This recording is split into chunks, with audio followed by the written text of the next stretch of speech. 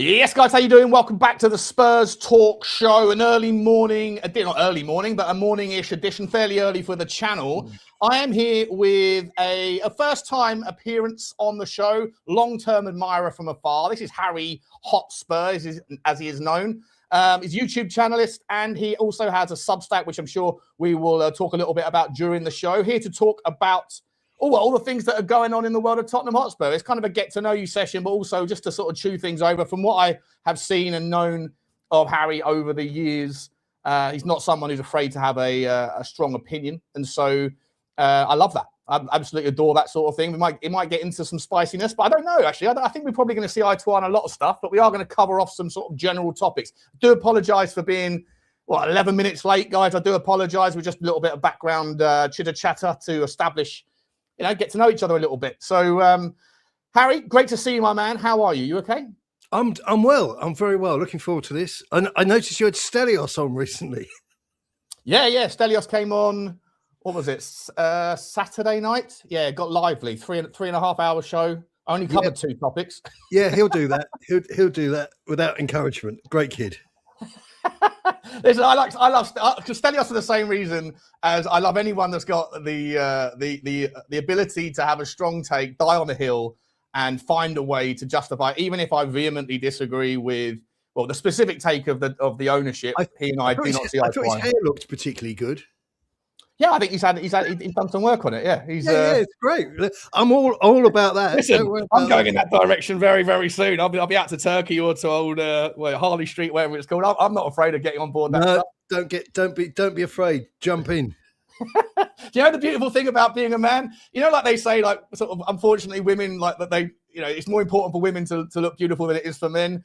Yeah. Unfortunately, for men, the things that really go south when you are getting older, it's mainly your hair. Obviously, your body weight, whatever, can change, but your hair is the biggest problem. If you can keep a full head of hair as you get into your kind of grey twilight years, you look fantastic. It's a thing that's linked with weakness. There's very few. I mean, if you think of bald men, you've got like Telly Savalas, obviously looks super cool. But I always think Jack Nicholson, with even just strands, looked amazingly cool. But generally speaking, Dave down at B&Q, Pale Dave, looks a bit bald and a bit weak, and like his wife beats him up. Listen, there are a few people out there, Harry. There's a few people out there that look good bald. But I'd struggle to find more than five even in the celebrity world, 5 people that didn't look better when they had hair. Correct. So it's an important thing. So if you can, whatever you got to do, by hook or by crook, if you can keep it or regrow it or plant it back in, I'm here for it. Yeah, I'm absolutely here for it. But yeah, look, it was a spicy chat. That's what I like. I do like people that are willing to to go at it. So it's interesting because Harry, I don't know your stance on the ownership. It's probably a great way to start. I don't want to get into like a full blown recital of everything we've gone through. But where are you at? I'm a born again Enoch fan. To put it into simple terms, I drop my knickers for cash, and I didn't buy into the whole Levy spiel. I thought the guy was a complete con artist, and curiously enough, that's what the Lewis family did. They conducted a internal inquiry, and he won first prize into the car park with a cardboard box. The reality of the situation is that everything he span us was a bit of a fib, a bit of a sort of spin job, and him claiming for money during COVID, screwing up the stadium. There's a lot of stuff which people want to debate. If they want to do that, I'm happy to enter into specifics. But there is a lot of stuff kind of beneath the water with him. I'm not claiming any great insight, but I've just had constant information about him for 20 odd years. And he's done, generally speaking, more harm than good. Because to me, leverage is one thing, but it's not a magnificent talent. And you've got to bear in mind that the Daniel Levy Book of Charm was based upon the business model of winning on a scratch card. Selling somebody the same seat each week is not, a great magic trick. So, sure, would you acknowledge though that, like I say, I mean, we could spend an hour and a half, 10 hours if you want talking. No, I'll give you bullet points. I won't deep dive with you, but go on. Which one? I guess the question that I always have is I'm more than willing to acknowledge all of the vulnerabilities. People in the chat will know. There's people on other channels that despise me. We were talking backstage about the kind of the hate and the vitriol you can get at times in the kind of football space. I think that a lot of that comes from the disbelief in their mind that anyone could defend Daniel Levy for anything at all, like point blank. And it's like the only take on him that's viable and that is allowable is that this guy was a pariah, a cancer. He was a fraudster. He was whatever. Throw any number of ad hominems at him. And so like that stance is particularly one side, right or left or whatever you want to say. It's right over here. It's an extreme take where everything was bad. Yeah. And if anyone comes in with a middle of the road opinion, which is I'm happy to acknowledge all of the terrible things of his personality, his zero-sum approach to negotiations, some of the things that he did with ticketing for old age pay, or whatever. There's 100 things we could all agree on that I'm happy to concede. But I don't think that it's all bad. I think he did certain things that were in no small part responsible for why we are able to spend the money that we are now. I disagree. I think you're being charitable, which is a noble pursuit. Everybody likes to give stuff to charity shops. Although these days, I don't know if you've tried recently, they make it really difficult. But they're not interested anymore. I don't want it. They don't care. Surely everybody needs a table. Yeah, I don't like that one though. But it's the thing with me with Levy is that there's a certain bar, a certain level that one expects from a CEO. Okay, so take all the passion out of it. Take all the, what did he shake your missus or whatever, all that nonsense and all the vitriol. And the reality is that he failed spectacularly, and a lot of stuff he did. To me, he was like the Richalison of strikers. Yes, he can score the odd goal, but it was probably going to go in anyway. I love the take, but I disagree with the stance. But that's hilarious. Absolutely. Like I say, you're being very charitable, and I would say that other people I've spoken to, because this is the first time we've discussed this or anything else. Yeah. I think some people like to be perceived as particularly middle of the road, and say, well, you're throwing him to hell in a handcart. And I'd say, yeah, I do, because constantly he's made very bad decisions. And I'll give you one example, one specific. You must remember that phrase, that buzzword, Levy time. Levy time. Yeah, it had that showbiz edge to it, like you were going to get something. It was a bonus. It was, on top of your minimum wage. That was based upon Real Madrid offering him Rafael van der Vaart at 10 minutes to 11. Yeah, sure. I remember that. So that's, to me, the level of quality of this master. Are we suggesting that he spun that PR narrative? No. I'm not suggesting that at all. Far worse. It's darker than that. Innocent young people saw this happen and they mistook it for a miracle. So if I go into the kitchen and say, anybody want pizza? And I come back with this rock star of a pizza. Yeah. Might I suggest to you didn't hear the Uber guy knock, and I've just thrown the boxes in the bin and I've got Dominoes for everybody. So it was a gift. He didn't create that situation. And we heard Levy time for probably the wrong end of a decade. Okay, but will you at least give him the credit for his commercial leverage? He turned 22.5 million quid, 22 and a bit quid into 3 billion, arguably. But you don't do that. You don't do that without having some level of direction. No. But that's leverage. So that's like you take your car stops. You don't know what's wrong with it because you're not a mechanic. You give it to the garage. The mechanic who went to engineering school or garage school says, yeah, your so-and-so's gone. I'll put a new one of those in.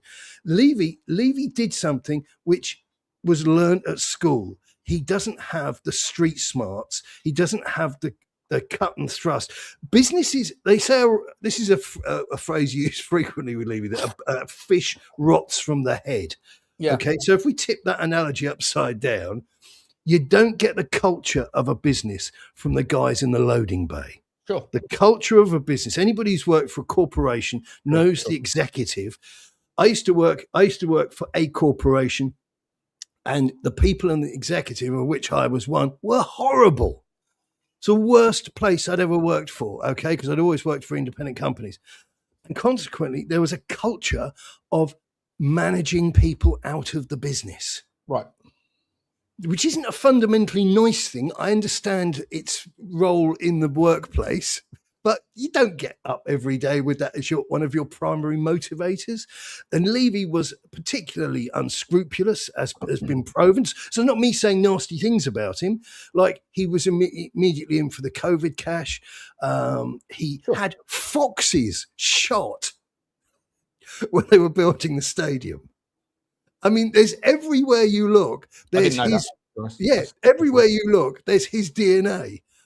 I mean, well, I could go on for weeks, but just to push back a little bit, right? So, if you take over something at £22 million, and then at your time of your exit, it is now worth somewhere circa 2.5-3 billion quid, right? And if you are the culture, if you are the person, if the fish rots from the head, it also breathes from the head as well, right? And so on that basis, I feel like it's a little bit unfair to sit there and pretend to assert that everything about the football club's journey over the last 25 years has been distasteful. I mean, in the last 25 years, I've seen Champions League finals. I've seen you've seen a Champions League final which we were humiliated in, which is one of the worst games of football I've ever seen in my life. But it was well above our station. Also, when I started supporting Spurs before the miraculous leverage of the 22 million quid, which he borrowed, right? He didn't earn it; he borrowed it. We used to be a cup side. Because I hate to break everybody's attention span here, but we're a football club.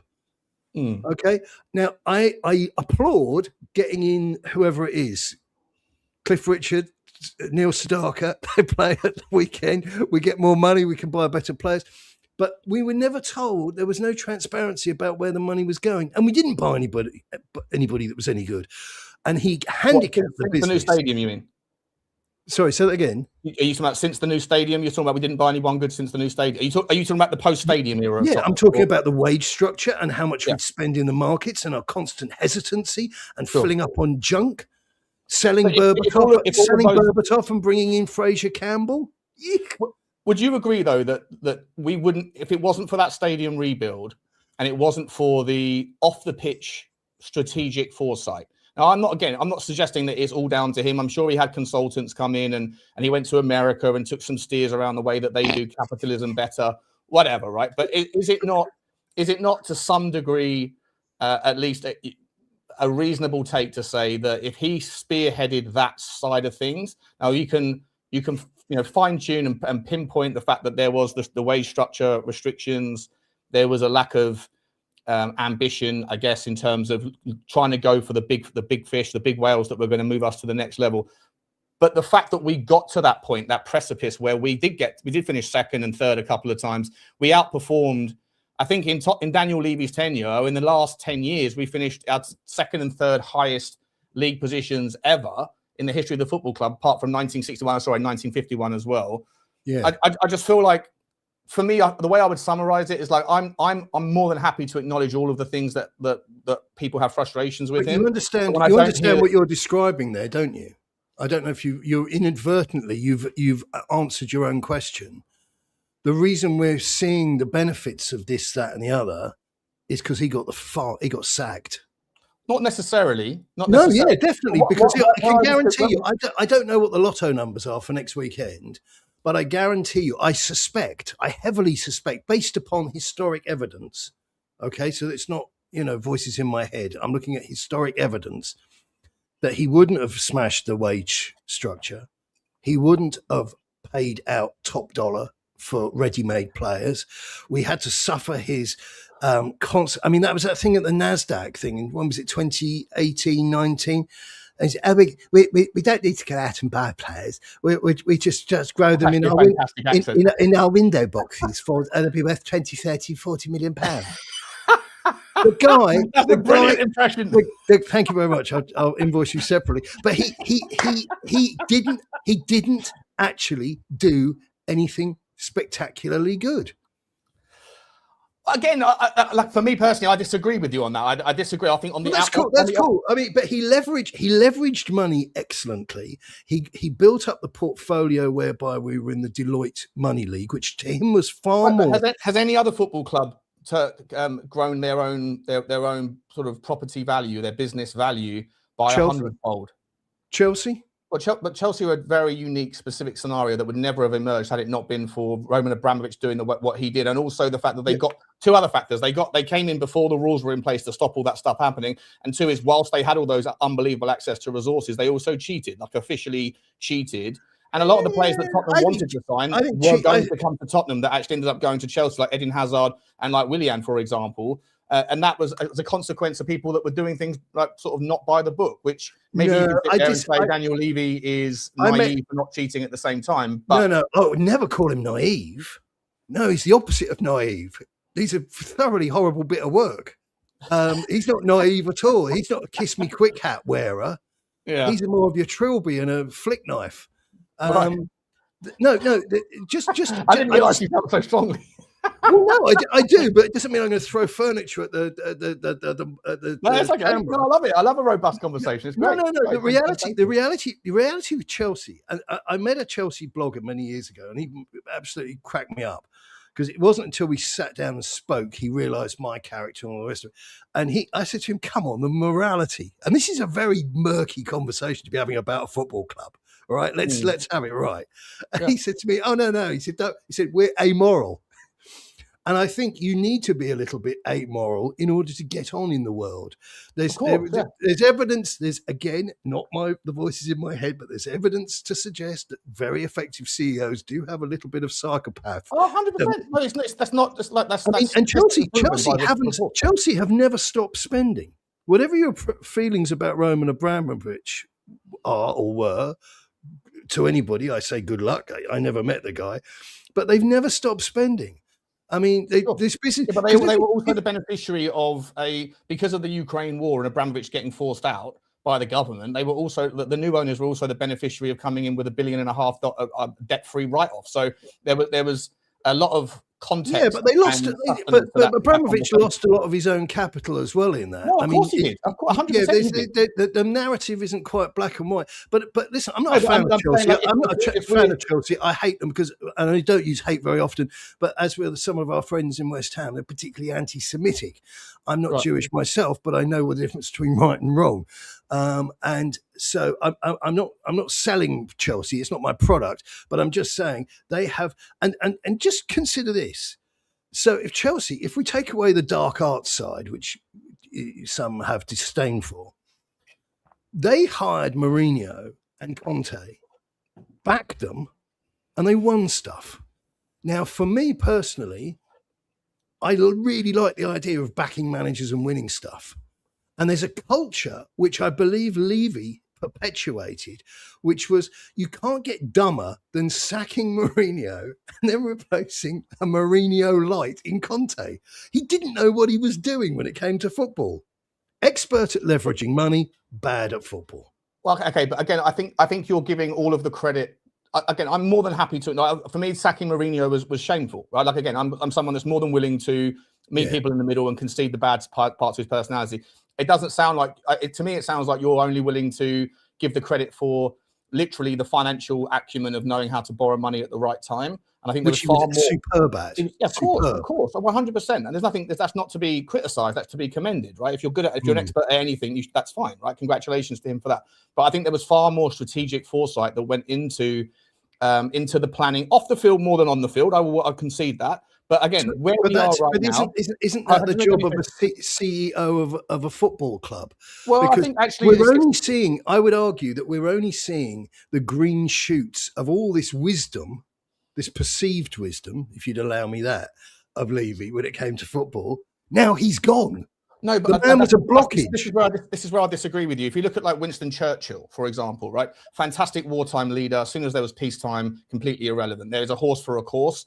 And for me, I feel like Daniel Levy was. I don't know which chairman it is that you would suggest in the Premier League in the last 5 or 6 years that you would, or name me. I don't know. Name me 10 football clubs in the Premier League that would rather have had their chairman than Daniel Levy over the last 25 years. And I don't think you'll be able to. That's a little bit subjective, but I would just say it as a very quick, simple answer. I'll take anybody who won stuff, because not that many teams do, though, Harry, right? So, like, you've got... Well, they do. Somebody wins... Sorry, with respect, they do. This is another myth perpetuated by Tottenham fans. Every season, somebody wins the league. Every season, somebody wins the FA Cup.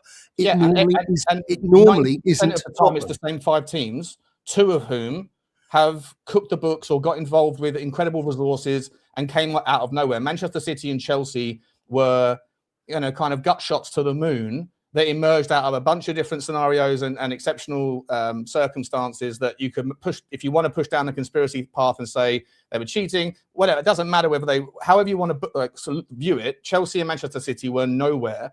And the other 3 teams that won the bulk of that other 91% of all trophies are won by the same 5 teams, right? In the last 25 years. And but so you get 3 of those teams have always been bigger than Tottenham, and the other 2 were teams that came along and got involved and got ahead of exceptional circumstances. Isn't that the thing I've got an issue with, and it's not personal, we're just having a discussion is that the metric is winning. And this business of, because I tell you who humiliated themselves, in fact, they've done it twice in the last couple of weeks, Gabby Lahore. Yeah, of course, yeah. moaning like an unpaid whore. Not fair. It's not fair. But he moaning like an unpaid whore that Aston Villa had won the Europa, whatever it was, and Spurs finished 17th twice on the bounce. It's not fair. Why are they spending money? Well, it depends on how you want to play the system. Spurs are operating within the law because these financial changed from I can't remember the initials, but the PSL, the SGR, whatever it was.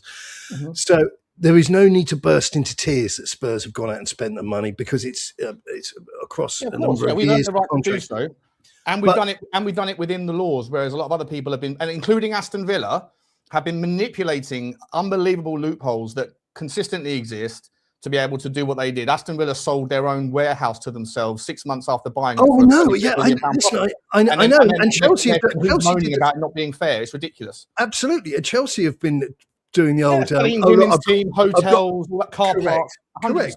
But I think we're entering into a bit of a conversation here where we're discussing, do we want to be socialists or capitalists? Well, because if you ask any factory owner how he likes his Rolls Royce and his 18-bed house, which he only has one used bedroom in, he'll say it's because I keep the wages down. No, 100%. Okay, listen, I'm with you on that. We spoke backstage, right? We both see the world through the same capitalist lens, 100%. Yeah. I've got no necessary problem with, if the laws weren't made to be watertight, everyone can dance through the loopholes. If the loopholes exist, you should take advantage of them, and Tottenham didn't. Tottenham can now, by the way. Now that and here's where I'll concede again. I don't think I agree with you on the history of what Daniel Levy did versus how you see it.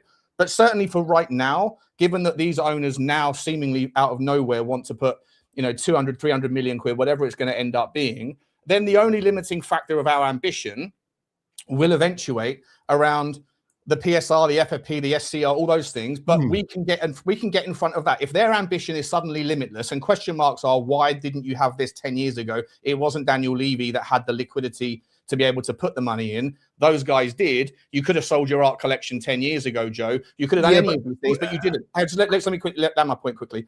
Yeah. But we are now in a situation where we're in this kind of ENIC 2.0. The first question I asked you is, how do you feel? You said you're a born-again ENIC enjoyer or liker or whatever.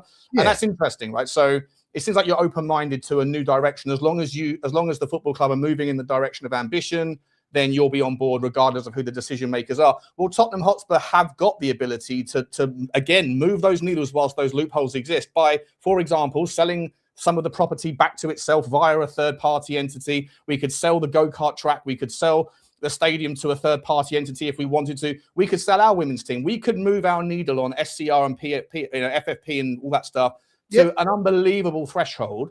Mm-hmm. And then it comes down to ambition from the owners. And again, for me, I don't think Daniel Levy is the right guy to be in charge of a team that has this apparent new version of ambition. So I'm more than happy that he's out of the way now. But that doesn't mean I'm going to sit there and say that he wasn't responsible in no small part for allowing us to create the world in which we can now operate. Okay, listen, I won't contest that, and I think that's. I'm not being sarcastic. I think that's a decent enough position. I've been privy to a lot of information over time, which gives me a different spin on Levy. Just a quick point of information: the art collection is largely irrelevant.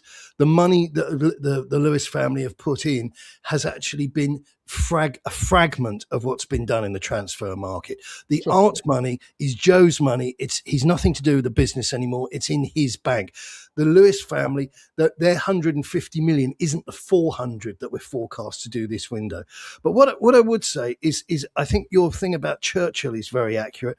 And I would definitely say, having some moderate grasp of history, Churchill was useless out of the war setting. 100%. Okay, right. Which if you said Winston Churchill was useless, that would be a pretty aggressive, non-thinking sort of thing to say. Yeah, but as long as you contextualize it.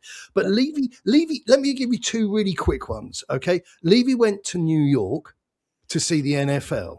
I was told by two different people on two different coasts in different businesses that he took a shit on the boardroom table, because he went over there and he explained to them how he was going to save them in Europe, right? Because he didn't understand that he's not always the sharpest, the most clever, most beautiful man in the room. And sometimes you sit on your hands and you say, thank you very much. It's been a pleasure meeting you.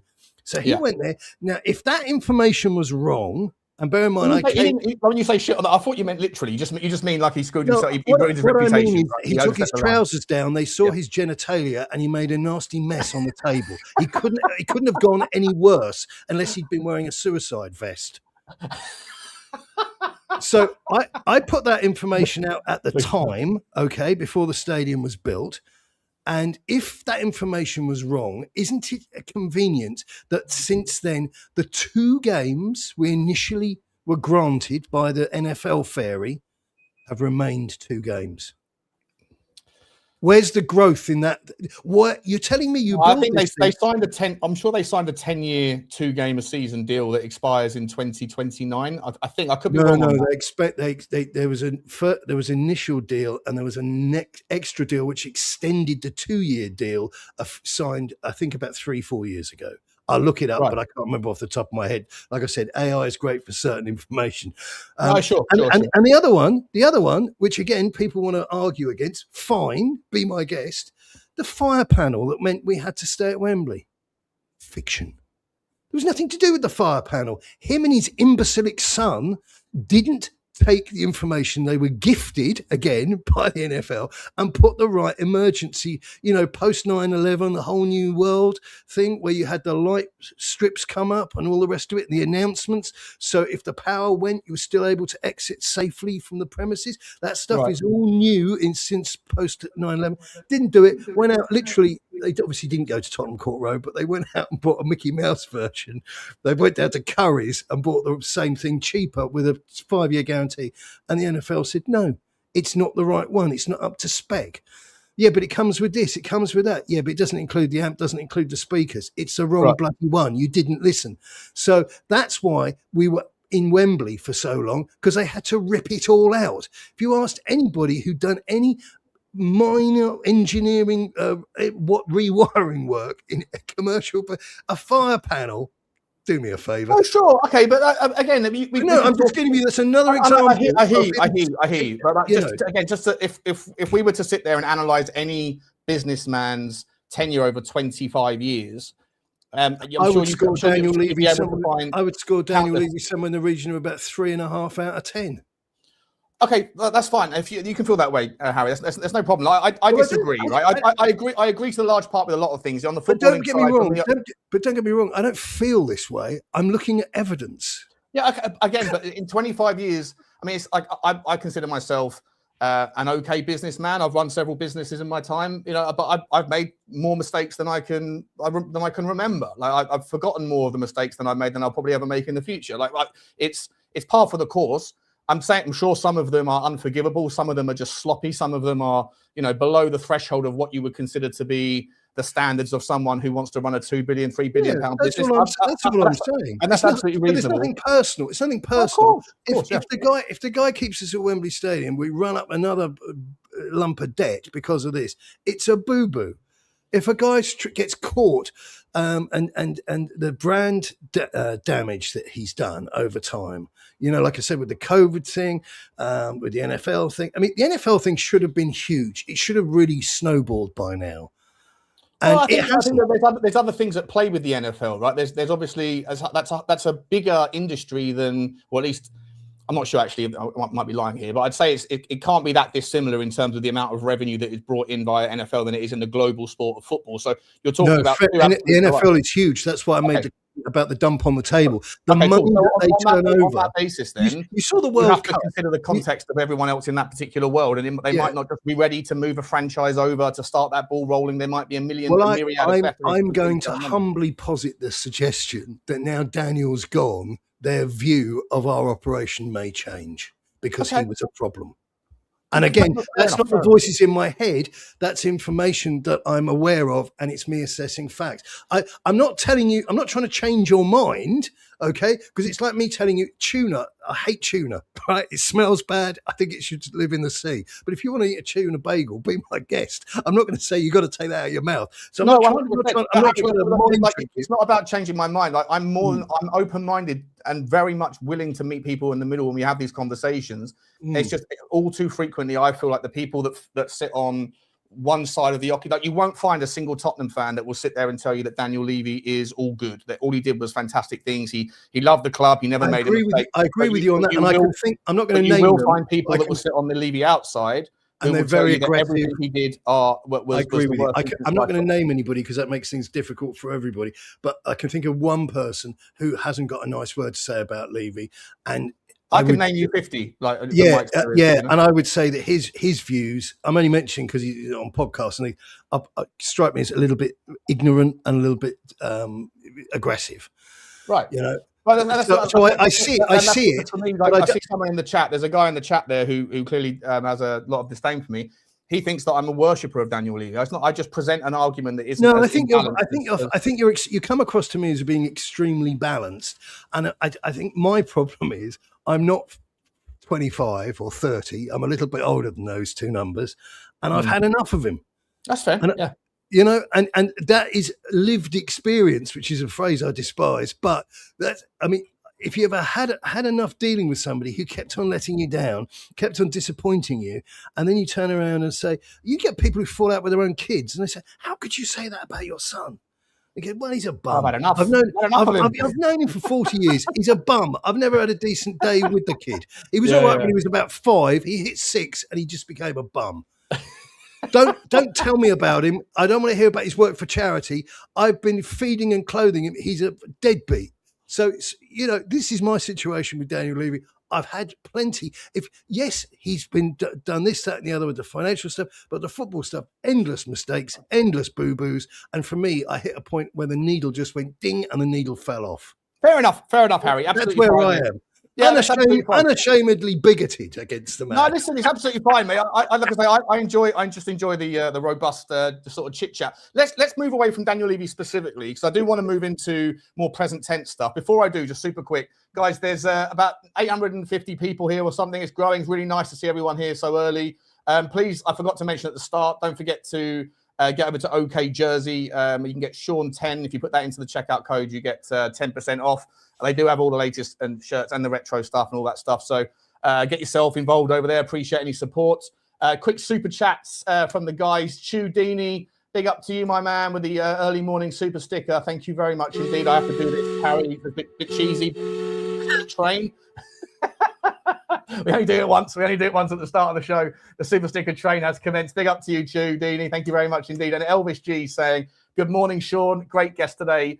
Keep it Tottenham. 100%. Like I'm trying to expand, trying to move into get some sort of different voices on. Love the usuals, love the frequent guests. But it's always healthy to have some robust conversations. And like I say, I've been admiring Harry from afar for a long time. Loved reading his blogs when he was doing the Boy Hotspur. were a constant source of information for my transfer stories over the summers. Favorite time of the year. Let's move into that. Thank you, guys. But please don't forget to smash the like. I have also plugged Harry's channel into the title, guys. Please don't. I'll also drop it into the link in a minute. Please make sure you do get over and subscribe to Harry. You've changed the name. It's no longer the Boy Hotspur. It's now harryhotspur.com. Is that right? Yeah, which it was originally. So I flip-flopped. Yeah, no, that's good. Everyone likes to flip-flop occasionally. Open-mindedness, it's important. That's it. There you go. Flexibility of thought. That's what you give me. Harry, let's move towards the current present tense, right? The transfer window is open. I do want to sort of shift after this particular segment into the bonkers market in which it has become. And maybe Tottenham are a participant, maybe an innovator in moving this needle by going early and doing possibly overpaying. I do want to come to that stuff in just a moment. Before we do, just the sort of gentle transition out of the Levy era into the post-Levy era. I know you touched on the fact that you're sort of, I don't know, optimistic, cautiously optimistic, we'll call it maybe. Yeah, definitely. In terms of the current iteration, what are your thoughts on people like Johan Lang, people like Vinay? I don't even know who it is that's calling the shots above. Is it Charrington? Is it Matt Butcher? Whoever that geezer is, the guy from the mother company, the head company. Who do you think it is that's calling the shots? And why is it that you've got a newfound optimism? Is it just because Levy has gone, or is it because you have a little bit more respect for these people? And if so, why? Okay, in a shocking plot twist, I don't rate Vinay at all. I don't rate Lang either. I think Aston Villa flourished without him. I think Vinay probably was part of the reason that Arsenal didn't start doing what they've been doing since he left. You see, there's certain stuff which I look at, and if it quacks and it walks like a duck, it's probably a duck. Yeah. And these two look like a pair of prime ducks. I think this is primarily Charlotte Lewis. That's my understanding. And who's Charlotte Lewis? Joe Lewis's niece or daughter. Vivian's daughter, is it, or daughter-in-law or something? Oh, okay. Yeah. So the reality is, if you look at it from the outside, right, I'd ask people to argue against this. It looks to me as if they brought in Charrington to conduct the witch hunt, and they found a witch and they threw her in the village pond. So that got rid of our mutual friend. And then it's as if they said, so if everybody doesn't like what we've been doing, what would they like us to do? And the results from the survey came back, act like a proper football club. Stop whining, stop whinging, stop bleating, stop mumbling, get the money out, arrange it so it makes sense and we don't all go to prison, and get on with it. So there you go. Yeah, do it the right way, but also just fucking find a way. And if you have to be amoral, go to church, have a chat with the vicar, come back and get on with it. Yeah. And I don't know what sort of long-term future Vinay and Lang have, but like I say, their CV smacks to me of mediocrity. They come across as LinkedIn yes men. And all this thing. Don't think either of them can speak properly. I mean, Lang, don't forget, came out with that absolute garbage, which was Levy approved. Sorry to drag him back into the conversation, but it did happen. About that we had injuries and we'd got a good eye on the market and we'd identified data and we're going to do nothing. Well, and this is for the January window just gone. It bit us in the backside. And we finished that was the worst thing that Tottenham could have done. In my opinion, that January market was the worst sort of 30 days in Tottenham's last 3 or 4 years, in my opinion. But we finished 17th twice, which was wholly unforgivable, totally misrepresentative of a club pertaining with aspirations, wishing to be seen as a big shot team, and we acted like mugs. So that's why I'm suspicious of those two, because it depends on what they're told from above, how they act. I don't think they're particularly proactive. And if I was going to let them stay at my house and they were on their own, I think I might come back to a fire truck outside. I just don't trust them.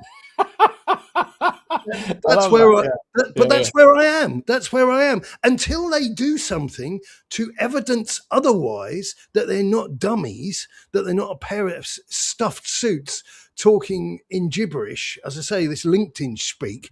I mean, I have no time for it. So where's the newfound optimism in Enid coming from then? If you don't like the people that are calling the shots or pulling the strings? No. I just threw those two individuals under the metaphorical bus. Right. I think it's coming from the Lewis family, and I think the Lewis family, who ultimately own the money and will map out the pathway of where the money's going to go and how it's going to be managed. Do you think that they're football people? I know you said earlier that Daniel. No, I don't think they are. Maybe they are hysterical football people, but what they are able to do is they're able to hold their nose, pinch their nose, and say it stinks in here. What do we need to do? Open a window. We need to make this place smell better. This place has been on fire. This club has been a skip fire for far too long. I mean, you finished 17th. We won for this club as well. 100 appearances for Gianni Celso.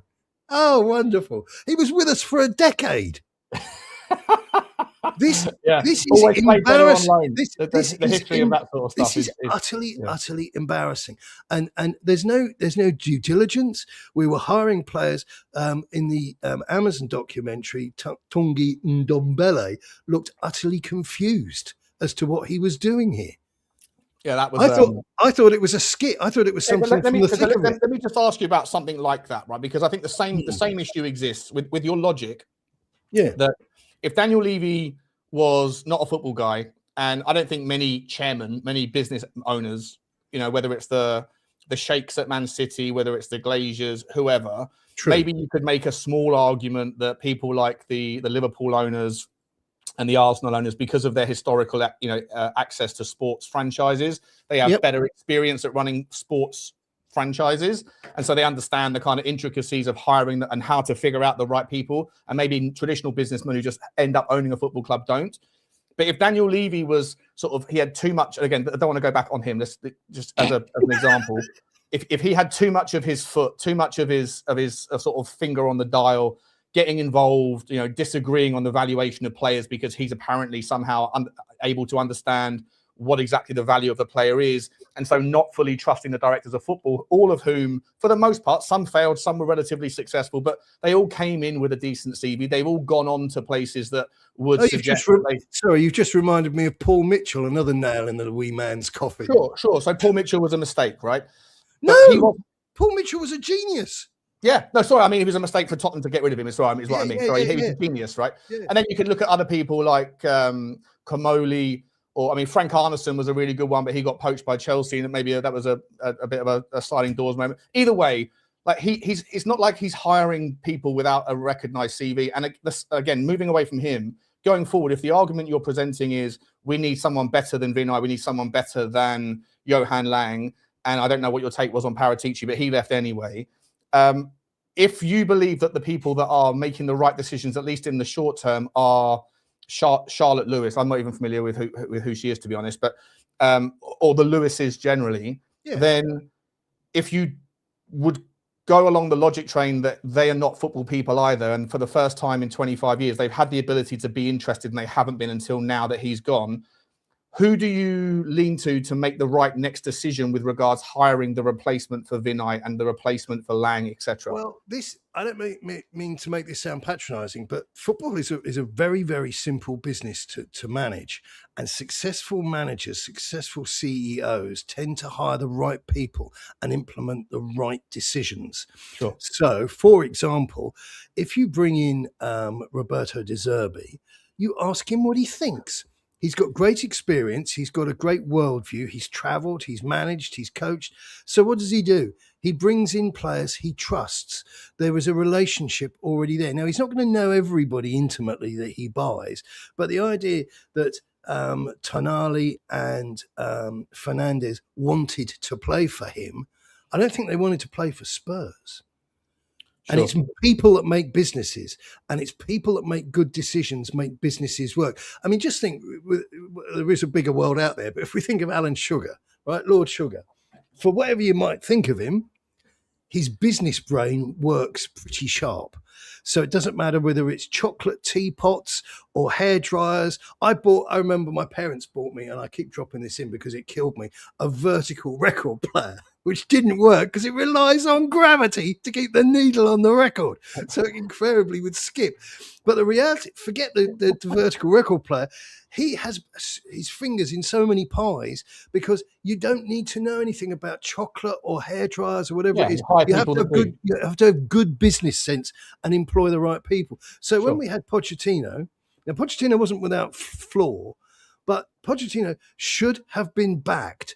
He should have been given the resources to generate addition to the Champions League final, because the Champions League final was nothing to celebrate. That was like losing a relative in a funeral. The idea then was to do some more research into whatever had killed them. And we didn't. We just paused the tape. So there are moments in businesses where you need to act. And unfortunately, for 25 years, we didn't act accordingly.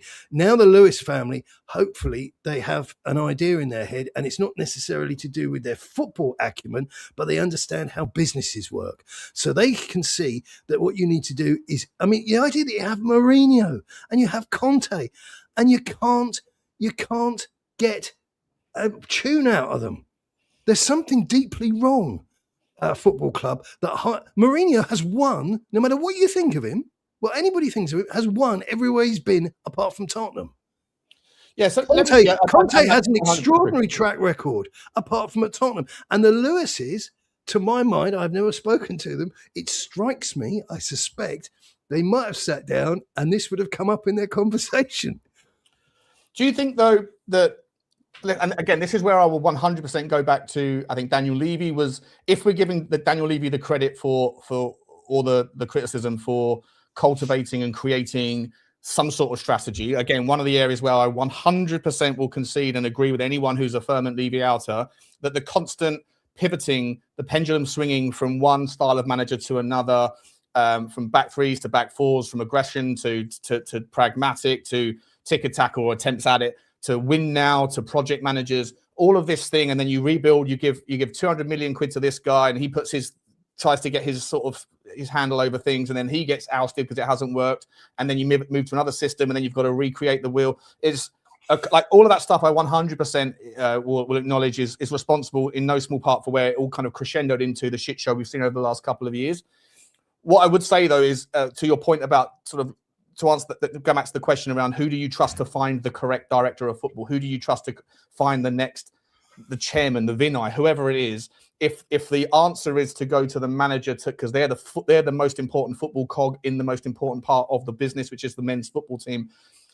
One of the concerns I have with that, and I don't necessarily have the solution either, but one of the concerns I have with that particular solution is a solution that might be bearing fruit right now with regards some of the strategy regarding our kids. Now we're going to come to the kids, and I know we've spoken about this on Twitter, and I know I saw you don't really have any cares about these kids. You were sick and tired of listening to us mention these kids. Well, I think the approach with the kids again has this window particularly. I mean, they've had a guy who's achieved, I think, back-to-back divisional wins. I'm not sure what you call them. So he's done quite well. He's gone, and somebody appears to. The manager, the coach. Yeah, he left. Yeah, and it strikes me again. This is what I suspect from what I see, but from the transfer information that's whistling around, that somebody at long last has walked in there and gone, might be all right. You're going into the first team to train and to see if anything materialises of any actual worth, and the rest of you scatter to the four winds. Sure, but and that's the kind of the surface level optics that you can sit there and listen to the Gold. These guys. Just please don't mention Alistair Gold's name, because I want to talk about stuff that's actually happening, opposed to being what is being drip fed by some moron in the press office. Okay, please. Oh man, I love you, bro. Well, no, listen. You start mentioning that guy's name, and suddenly I want to take my own life. I want to self-harm. Okay, well, don't say the S word. Don't say the S word. let's deal with what's actually happening at the adult table. Okay. So let me rephrase. I probably should have done. We're not eating with sporks here. All right. Okay. So, but in terms of the kind of like he's come in and said, this guy's, we'll see. You can go. Yeah. A lot of the players that he said we'll see are too young to be loaned or too young to have proven that they are or aren't good enough. The people that seem to be going are the ones that either can drive a high price point or the ones that are 21 or 20 years old. So it's a little bit easier to sit there and suggest, in my opinion, it's a little bit easier to sit there and say, well, he's being balanced with the youth team because he's keeping these and he's letting these go. But if you actually look a little bit deeper, the ones that he's keeping are too young to be sold for any real value. And the ones that he isn't, and let me just land it, the ones that he isn't are a little bit older that maybe can sort of generate some more revenue that can be put back into his first team plans. And this is the point I'm going to land on is and again, I don't know what the right solution is, but that just one of the concerns in terms of playing devil's advocate is that if you give the keys to the kingdom to a guy who doesn't care about what happens at Tottenham in 4 or 5 years' time because he won't be here, and all he cares about is the first team, and that particular guy happens to have a track record of leaving football clubs within 18 months of everywhere else he's been, then I just wonder whether or not there is a concern in your mind at all, if you care or not, let me know, but that you're allowing someone to dictate the entire policy because he's the only footballing guy in the room, but his best interests are not necessarily aligned with the long-term best interests of the football club. Okay, you're going to love me because I've got a really quick answer. One of the beauties of removing Daniel Levy from the equation is you removed the politics. Okay. So you have a captain who's worth being a captain, not some French nitwit leant against the back post reading poetry. Right, who only speaks beyond a whisper when he's half cut on expensive red wine. Right, not an Argentinian defender who spends his days off making pro Malvinas bedsheet flags. No, you bring a captain in who's actually an outfield playing player, and this guy, for love him or hate him, I don't know him, but he actually just wants to build something. And by say build, I don't mean as in this tortuous business of, oh yeah, we're building. No, we're talking about putting together 20 men to go and win something. That's the vibe I'm getting off of De Zerbi. Sure. This is the vibe I'm getting off of Lewis. His best interest, right? And I would suggest that he's getting rid of these kids because they haven't achieved anything. And I've been sick of certain journalists, and I'm pleased to say that some are buried on consecrated ground behind their Patreon walls. Yes, Wendy Coys, I'm thinking about you, with this obsession with young men in tight shorts. Do you know, the only Spurs youth player who ever got a headline outside of this really, really weird, dark, pornographic world these people live in was Lee Barnard, got done for being a slumlord by the Daily Mail. These kids aren't worth a damn. Let it go. Go out and buy quality, buy cheap, buy twice. And that has been and we mustn't keep mentioning his name. But you would let them all go. You would if someone came in right now and said, I don't know, Luca Williams-Barnett seems to be the flavour of the month. He seems to be the flavour of the month, which isn't a very accurate way of describing somebody scoring goals excellently and doing great little balls in and stuff. Yeah. But looks like someone with potential, right? Looks like someone with potential. Huge potential. But at the end of the day, and I'm sure you've had this in life, I know I have, you either explode your potential and you go, that guy can really play the guitar, or you say, you can keep twanging that bloody thing because I reckon the bloke at the shop would give you £100 back on it if you took it there. Right. So get on with it. Luca Williams-Barnett, if someone came in right now, well, actually, let's use someone a bit more. No, just listen, I make it really simple. I'd keep Barnett, I'd keep Moore, and I'd keep one or two others.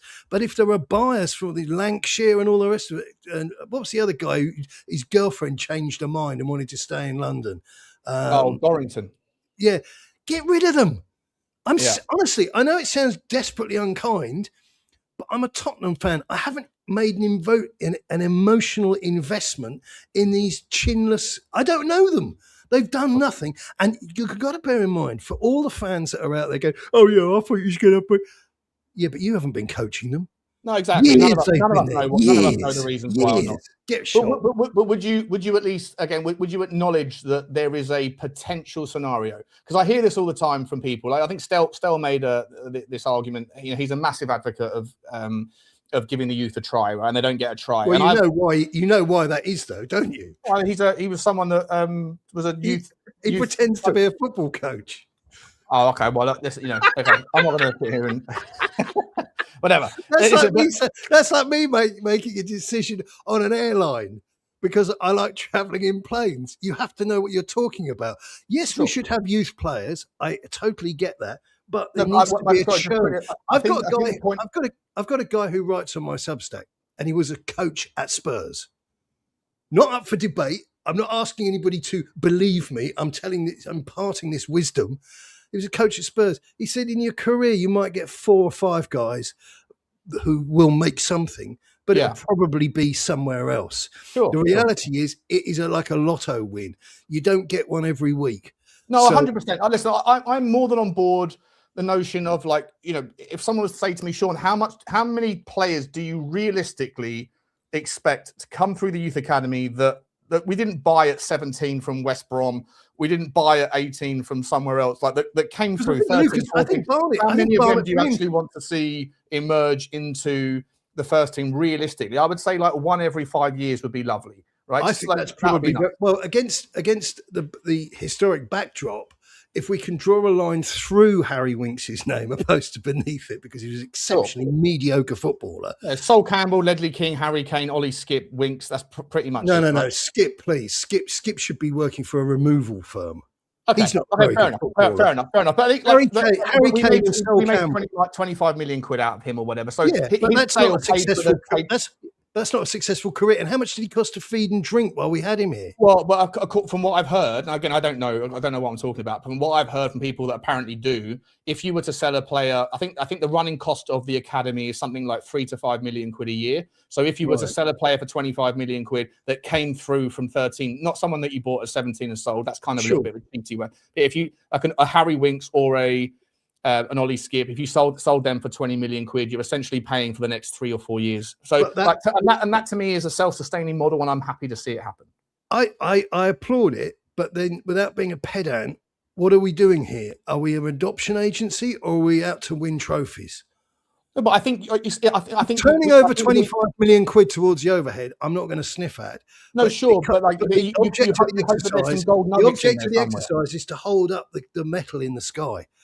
In order to find those gold nuggets that can help you do that, right? You need to, like, the academy thing is a thing for a reason. It's like you're putting a lot of gold pay dirt into the top of the trough, and then you shuffle it out, and then once in a while you get a nugget, right? And so if along the way the gold that's not good enough to play Premier League, if they can bring enough money in to keep the next iteration going, I think that should be celebrated. Listen, I applaud it, but I think my issue with the academy is perhaps the way it is endlessly used as you'll never guess what's coming next.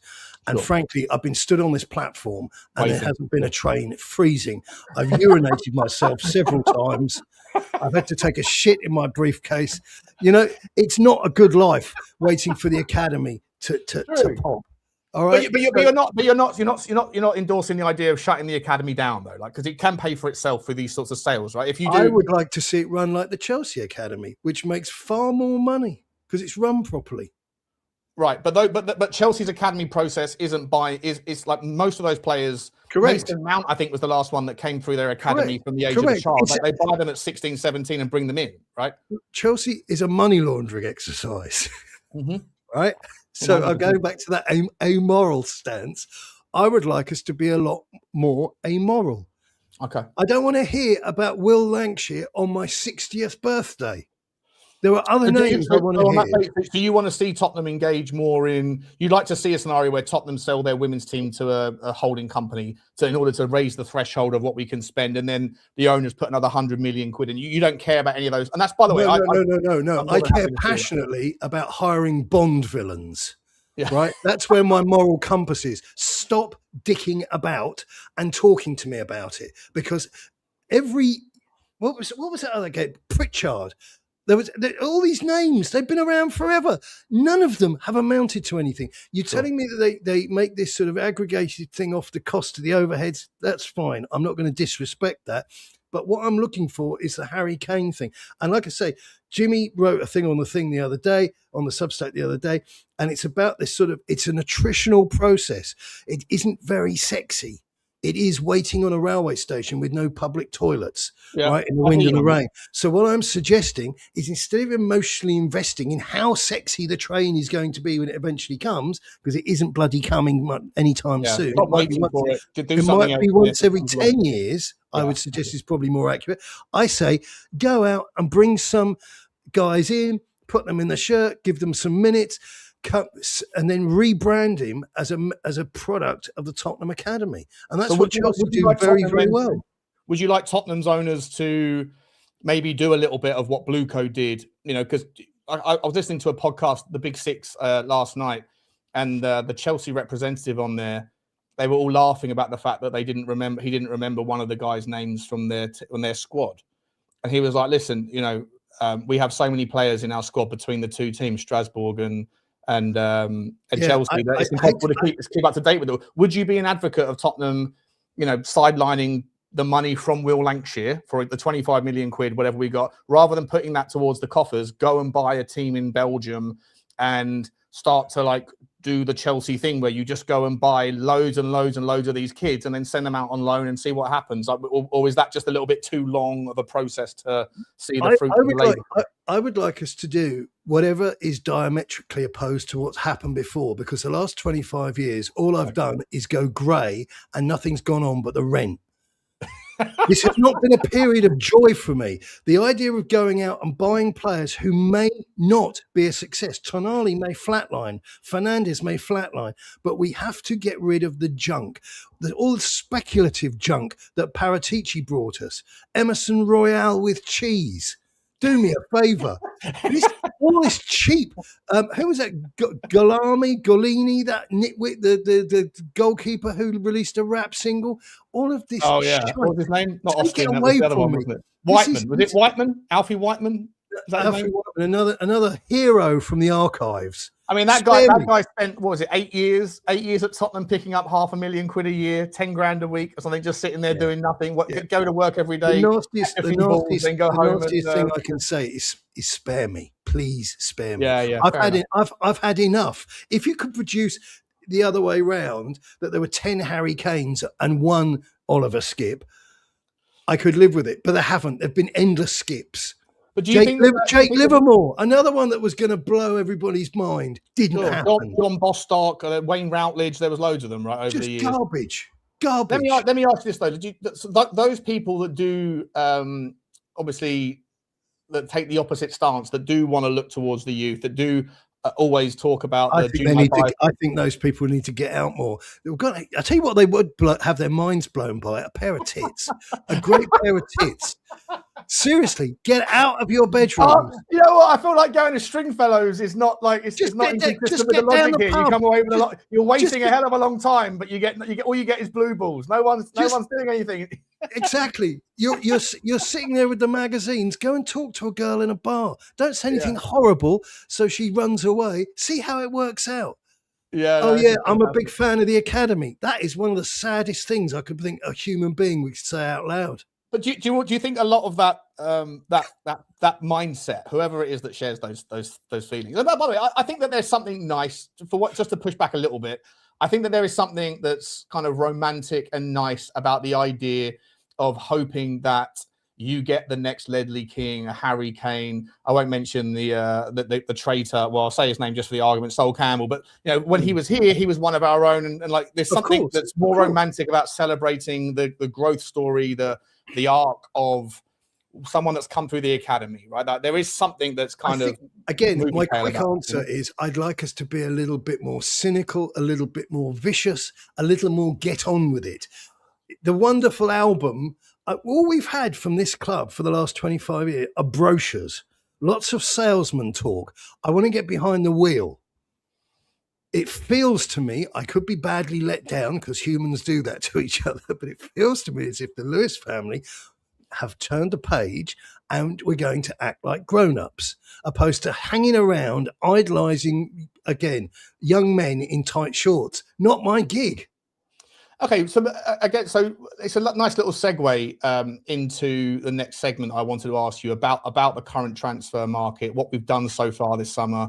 Yeah. Like I say, it sounds like as I'm sort of chewing through your analysis here of where we've come from and where we are, I feel like you have obviously very little time for the people out there that have those sentiments towards doing things the right way, even if the right way is the slow way, and because it might never happen anyway, and we're all getting old. Hang on, I do in my personal life. No, of course. But I'm not a monster. No. But this is business. I mean, what was the Bill Shankly line? There's more to. There's no. Football's far more important than life and death. Yeah. There's two. Look, I'm going to use language which I'll be careful with my language because I'm on your channel. But there are far too many airy-fairy people involved in football. Mm-hmm. It is about going to war. It is about winning. Okay, yeah, sure. I don't want to start doing a skit on the any given Sunday thing, the inch by inch. But it is not about political virtue signalling cobblers and being in touch with your feelings.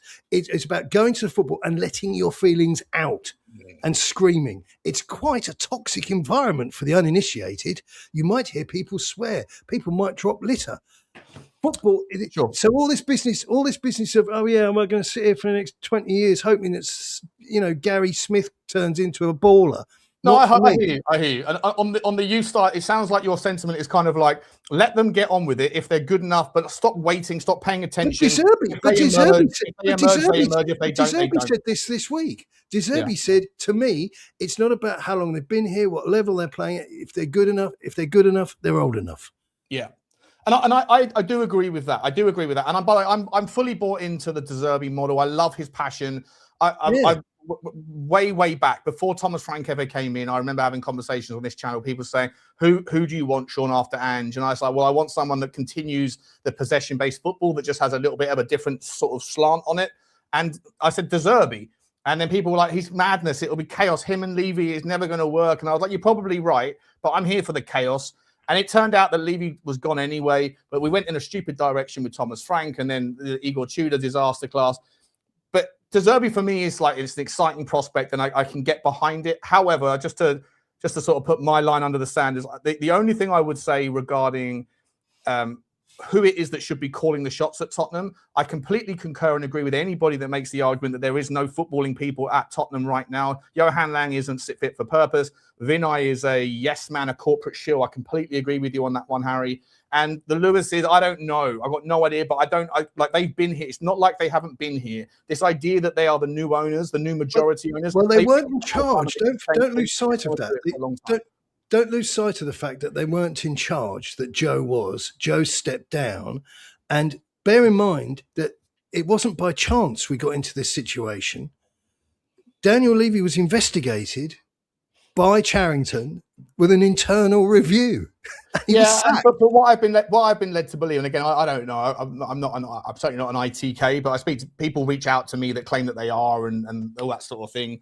And I've sort of been led to believe that investigation was more around the access for investment funds. They were seeking sources of income, sources of funding from other people. And the reason why he was investigated and that Charrington came in was because they got wind of the idea that it was more around him saying, look, it is unless you're going to have me continue and I'm going to get mine for the next 10 years or 8 years or whatever else, then the answer is no.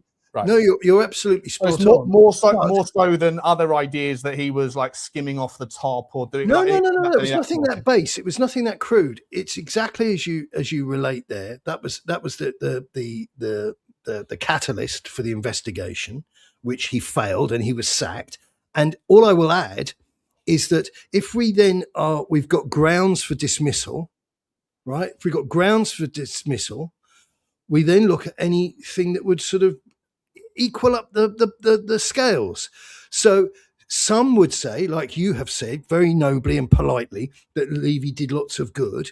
It suggests to me that they put that good on the scales, but the damning stuff outweighed it. Sure. And he was, and that's fine. He had his electronic devices taken away from him. He was this close to talking to a policeman. You don't get fired like that by somebody who isn't furious. I mean, look, for what it's worth, like, you know, I when I worked for Google, when I decided to leave the company, there was nothing nasty or toxic in any of that stuff. It was just it's time for me to go home. There was still all of your corporate, all of anything that belongs to the company, i.e. your computer, your laptop, your phone, all of these things. Your emails get shut down the day that you leave. And then when you have your kind of goodbye conversation, and like in my situation, it was a shake of a hand and a hug with my manager because we had a great relationship. The second that I closed the door of the building, I turned around because I'd forgotten something on my desk. And you couldn't get back in. Couldn't get back in. So like there's policies, right? There are policies. Could I suggest there is a slight difference? I don't know what you did for Google. I would imagine it was something pretty good. But can I suggest there was a slight dip in the profile of you and Daniel Levy? And can I further suggest, I have read nothing in the press. I haven't Googled you specifically or investigated you, but was that put in the public domain by Google? No. But they did all those things? No, these people flushed him out to sea. This was not a standard corporate thing. I've heard so much. But would you particularly contemplate that maybe that was part of a plan in order to sort of distance themselves from any accountability from the perceived shit show of which Daniel Levy can easily be thrown under the bus? And so if they were to create or conduct an experiment or like a scenario whereby we're going to use the likes of Ornstein and we're going to use these guys and we're going to make out like it was this way so that all of the people that want to make him the bad guy, the whole thing was created. The narrative was put out there. And bear in mind, when we normally use phrases like creation and narrative, we're talking about, spin and no, they just lifted the curtain up so we could see. Maybe, but I think that's an easy answer. I'm giving you my interpretation of things which are not up for debate. We know he was thrown out with a bin bag with his possessions in. We know that they put certain stuff into the public domain. We know he's got a colossal profile. It strikes me. Public domain do not equate truth. Like, there's a lot of there's sources that I have, which I respect, who I've been speaking to, said to me that it wasn't very nice. Okay, fair enough.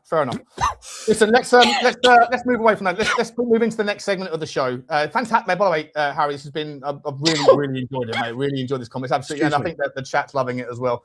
Let's do a couple of super chiddly chit chats for everyone that is here. Shay Bryant, big up to you. There's Sean's hit the big time. He's got Ray Winston on. Fuck off. Sensational. Big up to you, Shay. Thank you very much indeed. Simon Paul out in Australia. Big up to you, Simon. Thank you very much. He said, if that was me, I love how you defend Levy, especially against your guests. I don't agree, but we all can have different opinions. It's not defending Daniel Levy. Like this is the point I make all the time. I feel like I play devil's advocate. I'm a contrarian. Yeah. If someone was to come on and tell me Daniel Levy was the greatest all singing, all dancing chairman in the world, I would 100% represent the arguments why that's not the case as well. It's just, it happens to be the case that in the Tottenham space, there's nobody that's out there telling me that Daniel Levy was an angel. I just think that when people represent there were lots of them. I had them on my blog. I purged them. I shut the comments.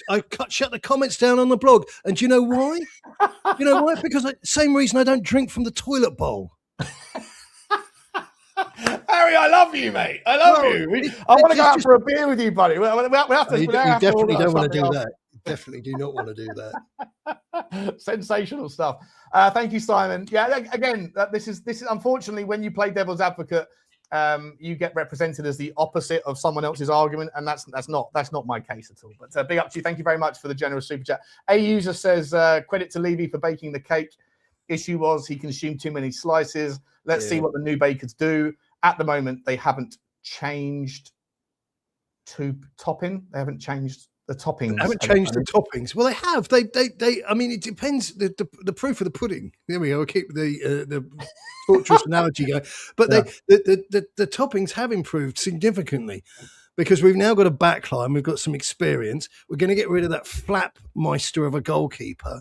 The only thing we do need to change, and maybe this is what he means by Tommy, is we need to get rid of these idiot strikers we've got, which don't strike. They don't work. Yeah. We're going to come to that now. It's been a decent hour and 15 of going over the history, and now we've got to move into the present tense in the actual stuff, the football side. Big up to you, A-User. Thank you very much for that super chat. And Ulrika Kaka says, Ratatat gin and tonic time. Good. Enjoy yourself. What time is it over in the other Australia? half? It must be 10:15 or something, 10:30 in the evening, I hope. Enjoy yourself, Ulrika. Thank you very much indeed. Guys, before Ulrika Johnson. It's not actually Ulrika Johnson. If it is, then I think it's probably just a 50-year-old man who is sitting in his wife beat a mess. Sat in his underpants with a remote control in his hand. Exactly. I love you either way. It's fine, Ulrika. Guys, listen, here's the if you've enjoyed Harry, and I certainly have, it's been a really fantastic chinwag so far. There is the link to his chat. I put it up a minute ago as well. It's in the title of the description. So if you're watching this back on the rerun, please do him the solid of showing your support. He's been listen. I probably should have done a little bit more research into what I was. I wouldn't have done. I wouldn't have done that. No, I love it though. I love this. It's a fantastic conversation. You're a very funny man, and your takes and your analogies are sensational. Please do, guys, get over to harryhotspur.com. It's right there on the link, and show your support. Harry, let's move into what's going on. Right, like the market is bonkers at the moment. Would you agree? You mentioned a minute ago, Sandro Tonali might flatline. We spent 100 million quid record, or give or take, record transfer money on him. It's lovely to see. 24 hours after we broke our other transfer record for Matheus Fernandes, seemingly rebuilding our midfield. The defence also, we started this, like I said at the start, I think maybe there's an argument, Harry, that we created this ridiculous inflation this season. We were the ones that came out of the traps hot. 52 million for a defender as good as he is with 1 year left on his contract. You'll be shocked to hear I disagree. I think the market works very straightforwardly in football. It's a bit like the market in art and places like that. When the economy's flat, there isn't any movement. And when the economy, now bear in mind, the economy, the football is its own sort of ecosystem. So there's still plenty of money kicking around, although Spurs lost a lot of money because of finishing 17th twice. And sure. the inherent value of the day-to-day money coming through the books fell dramatically. Didn't get broadcast as much, didn't sell as many tickets. People didn't feel like buying merch. Didn't feel like grabbing an extra can of inches for £8.90 or whatever it is on the way out the door. So I think the market, I don't think we've inflated anything. I think everybody who goes out spending drives the market. And I think Tottenham are simply paying today's rate. It's nothing more complicated. Look, you can make the argument it's just also the inflation in the world, right? Like, if 2-3 years ago you went and bought a packet of eggs, it cost you a couple of quid. Now it might cost you, I don't know. Well, cigarettes are 20, 25 quid a pack. When I used to smoke 100 years ago, they were £5 a pack. There's a hell of a lot more money floating around the system today than there was pre-COVID, right? And so, the natural consequences that the industries that attract that money, attract the eyeballs, attract everything else, it all goes up. Are you happy with the business that we've conducted so far? I tell you where I am. I'm a realist. I'm delighted with the business we've done so far because it is specifically targeted our needs and our weaknesses. And what we've done, and this is where some people, this is what, like I always say, when you're making a thing from IKEA, there's this sort of leap of faith moment where figure 7, the little graph with the screwdriver, and to figure 8, and it's like, what the hell? This suddenly doesn't resemble what I've got on the floor here.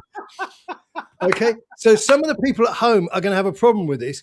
You can only buy what's in front of you. So and this is where we go back to the very tedious conversation about Roberto De Zerbi, and if he says, I want Tonali, and you rate him enough to make him your manager, then you tell him, we will go and get Tonali for you. And you repeat that process with everybody else he points at. Now, he could be fallible, because some humans are, right? So some of them might not work. Some of them might not adapt to his system. Some of them this, some of them that. But you can't stand still doing a Daniel. Okay, which I'm allowed to say because he spent 25 years with his hands in his pockets. No, again, not to go back on him, but I would agree. If he was in charge right now, we would not have Sandro Tonali. We would arguably doing, and to some degree, I don't know. I don't want to get off topic and go on to other teams here too much, but I feel like Arsenal have potentially left the door open. They could have. The window's still long. There's still a long time to go. Yeah, there's plenty of time. According to reports, Arsenal wanted Tonali. There's lots of reports out there from their chief ITK, hand of God or whatever it is, who says that Tonali was Tottenham was Arsenal's first choice midfield target, and Brendan Rodgers was their first choice winger, and both of those guys have slipped through the net as a consequence of not being willing to pay the money. And Arsenal were in a situation where they have all the money in the world. They have all the success right now. Everything's great with them. Everybody else is going through transition, and they could have maybe just shut the door on everybody else. But because they were a little bit kind of a little bit tight, or however you want to perceive it, they opened the door for some other teams to come in and close the gap. Let's deal with what we know. Okay, so we know that Simon Jordan is mates with Daniel Levy, and we know because I can't remember who it was. It was another footballer. I can't remember who it was on the TalkSport thing with him, and when he was there, he said, "Go on, tell him about the text you just got from Daniel Levy, or the WhatsApp you just got from Daniel Levy. You paid through the eyeballs for the Dutchman." Yeah. So there you have immediately. Oh, I don't know. I think Daniel might not have done that. Bang. Sure. Total 100% closed case. That's the man officer arrest him. No, so 100%. That's why I go back to what I said earlier, which is I think that Daniel Levy, we obviously don't agree on the history, but we can both agree that right now, given the new ambition levels at Tottenham Hotspur, we'll see how it goes.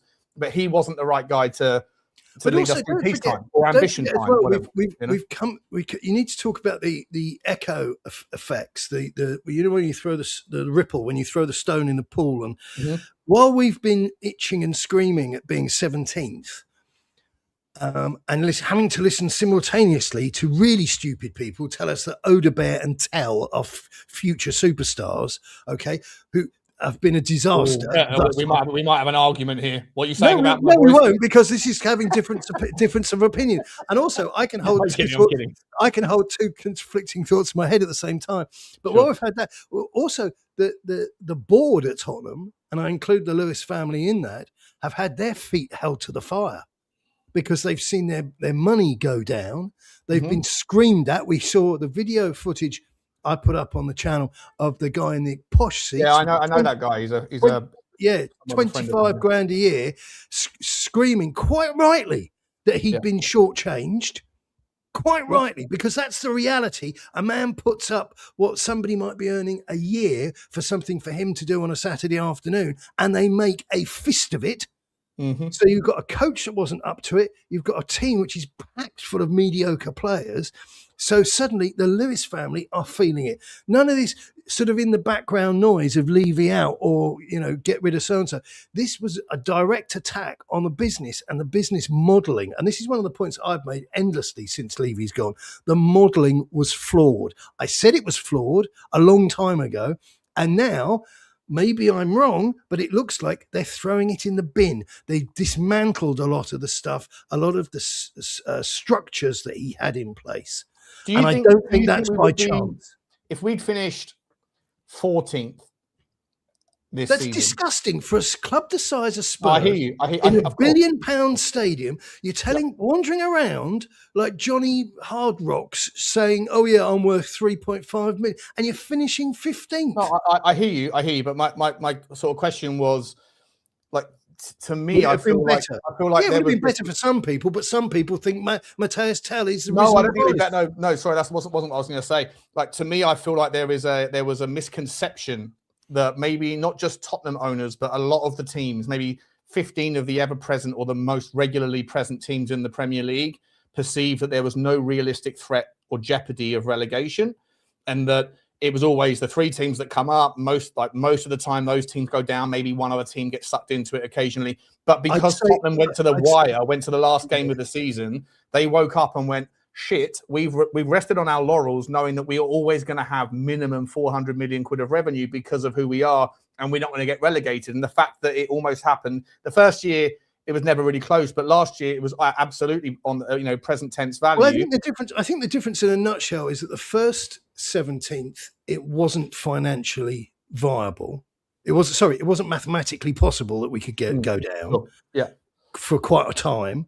Yeah, despite the fact our form had flatlined because we were playing in the Premier League, and this is just a little note for some that got over agitated by winning the Europa League. We were playing teams in that competition who were at a championship level sort of stuff. 6, 7, 8, 9, and 10 to 1. Yeah. Which, if you're a racehorse, you don't put your money on unless it's a Grand National, because that's the bookmaker telling you it probably won't get round and it certainly won't be in the top 3. Mm-hmm. So when we finished the last season, it was 17th, with Laughing Boy saying, "Oh yeah, won a trophy" and all the rest of it. Goodness me. The results speak for themselves. Right, so that's my point, right? So, so I think that chairman, Manchester United, anyone from Arsenal down to probably mid-table, probably think that relegation was a non-event. It was never going to happen. So there was a minimum threshold of money, and those sorts of things would be baseline valuation metrics on the business. If you know you're going to have minimum 400 million quid of revenue coming in every year, plus whatever you make on top of that through your other activities like commercial, like whatever else, then it sets valuations on businesses, which is what owners, maybe like ours more than most, but like certainly a lot of owners are looking at as to how to conduct themselves. Suddenly last season was the biggest wake-up call. It was a slap round the face. And so therefore, my question was, do you think that this level of ambition that we're currently seeing is as a response to the threat of going, we can't ever let that happen again? Or do you think it was a natural inevitability, even if we'd finished 13th or 14th last season and Daniel Levy still wasn't at the football club? Do you think that the ambition would have now been present as we are currently seeing it, regardless of whether we were in a relegation fight or not, is my question. I'd go back to the scales in respect of Levy and the business and say that you have to weigh the bad against the good. And I maintain that the bad outweighed the good.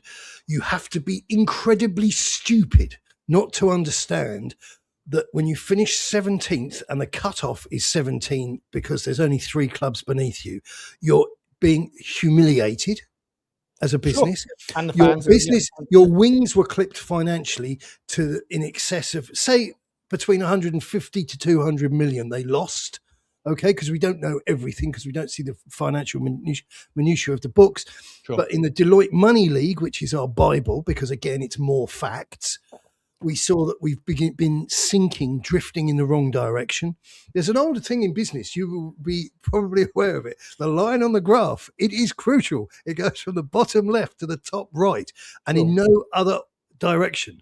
Because otherwise you are not growing. I think we're still going to break our record profits, because last year we were in the Champions League. I wouldn't be surprised if we still made record profits when we see the accounts in January for last season. But again, I just want to get a quick like nailed on answer, because I do want to talk about the transfer strategy right now. But just to get that kind of, do you think that had we not been in a relegation battle, no, I think they had enough. We would still be showing the ambition, or was the relegation battle the catalyst for this change and pivot in strategy? I think in relegation battle you can't ignore, but I think it's very convenient to then just fixate on it and say, yeah, but don't worry about all the bad things that the CEO, the buck stops with the CEO. That's how it works in a business. They conducted an inquiry into him.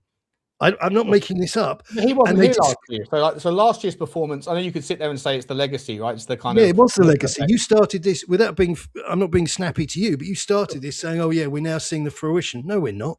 We've seen the ship radically alter its course. That's what we've seen. Yeah, but we are able to spend the money that we currently are because of the revenue generation strategies of the previous iteration. No, we're not, with respect. We're able to do so because we've changed the CEO and because the law has changed. The regulation of football clubs has changed. Yeah, SCR, but it wouldn't have made any difference on either it would have done if we SCR. We could still spend more than we did. I can only suspect that if Daniel Levy was still here, we wouldn't have spent anywhere near the volume of money. And that's probably true. Arguably, I've got no issue with that. My only, I'm not even saying I know. I don't even necessarily have a take on it. I would just say that had we finished. Well, that's why I'm not swearing at you and throwing furniture at the camera. No, listen, I know it's not your product. I know you're kind of playing devil's advocate, but the reality is, I think the change in the law is absolutely a fact. It's not. I'm not making those words up. The law changed. The financial rules are always going to change. Those changes were known for the last 18, 24 months. But the two things that I will refuse to separate, I'm using lots of Gorilla Glue here, right? So you're going to have your work cut out, is Daniel Levy was binned, not up for debate, and the mathematical regulations of the division were changed. And that plus relegation, because he was kept on hiring bad coaches that he suffocated and buying players who are junk. There's your catalyst. Harry, it's also mathematically a fact that Tottenham could have spent £100 million not under Daniel Levy last season. Had we wanted to? No, not under Daniel Levy, it isn't. No, we could have done. We could have done. And I could be the world's leading conversation. Yeah, and a separate conversation is I could be the world's leading philharmonic pianist, but I can't play the piano. So I'm going to go out and get a piano and I'll see you on TV. No, but the argument that the rules changing is a rationale for why we are now doing what we're doing is a moot point because the rule. No, but it's not a moot point. You can't have it. We could have done what we're doing now under the previous rules as well. Yeah, but you're negating the fact that Daniel Levy was the blockage. No, but I'm saying they're two separate points. But you're making two arguments. One is Daniel Levy. I'm super gluing them together. The rules changed, but I'm super gluing them together. Change that. I'm super gluing them together, or gorilla gluing them together. All right, listen. Let's crack on. I love this. This is fantastic. I love a ding dong, and especially in the morning, because I want to have another one now after this show's finished. Let's talk about some of the next stuff, though. So, look, there's a lot of argument to suggest that that Tottenham are clearly looking but struggling to figure out how to move towards the final piece of the jigsaw, which, of course, everyone, I hope you will agree, maybe you will, maybe you won't, is the kind of the cornerstone of what we really needed. Like, yes, you can make the argument that the defense could have been better. Romero has to leave, but the defense wasn't really that terrible last season in terms of profiles, at least. The midfield definitely needed work, and we certainly seem to have solved for that, or at least hopefully on paper. But the forward end of the pitch, I think, would you agree, is like a massive area of weakness that needs to be like, I don't know, figured out to some degree, but we haven't gone there yet. And it also happens to be the most expensive area of the pitch to improve upon, and also the area that is the driest in talent supply and the highest. I agree.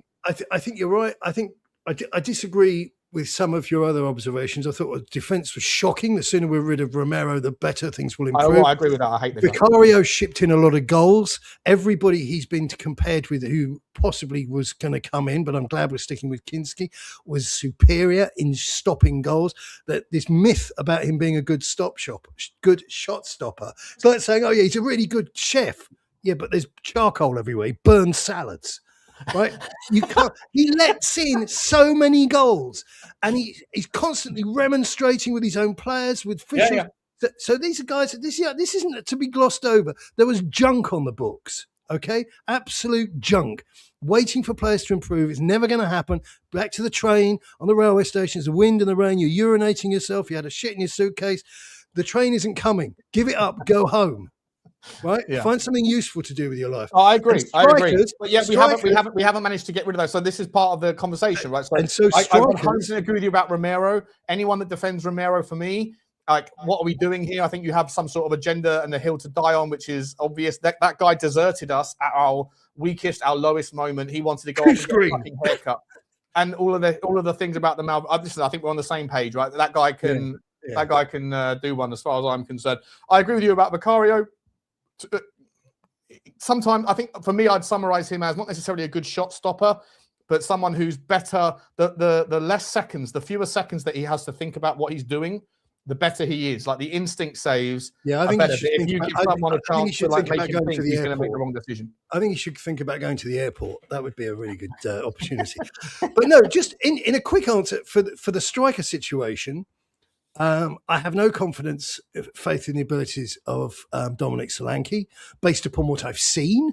Based upon his CV. I don't want to hear about injuries. I don't want to hear about any of that smokescreen. It's just garbage.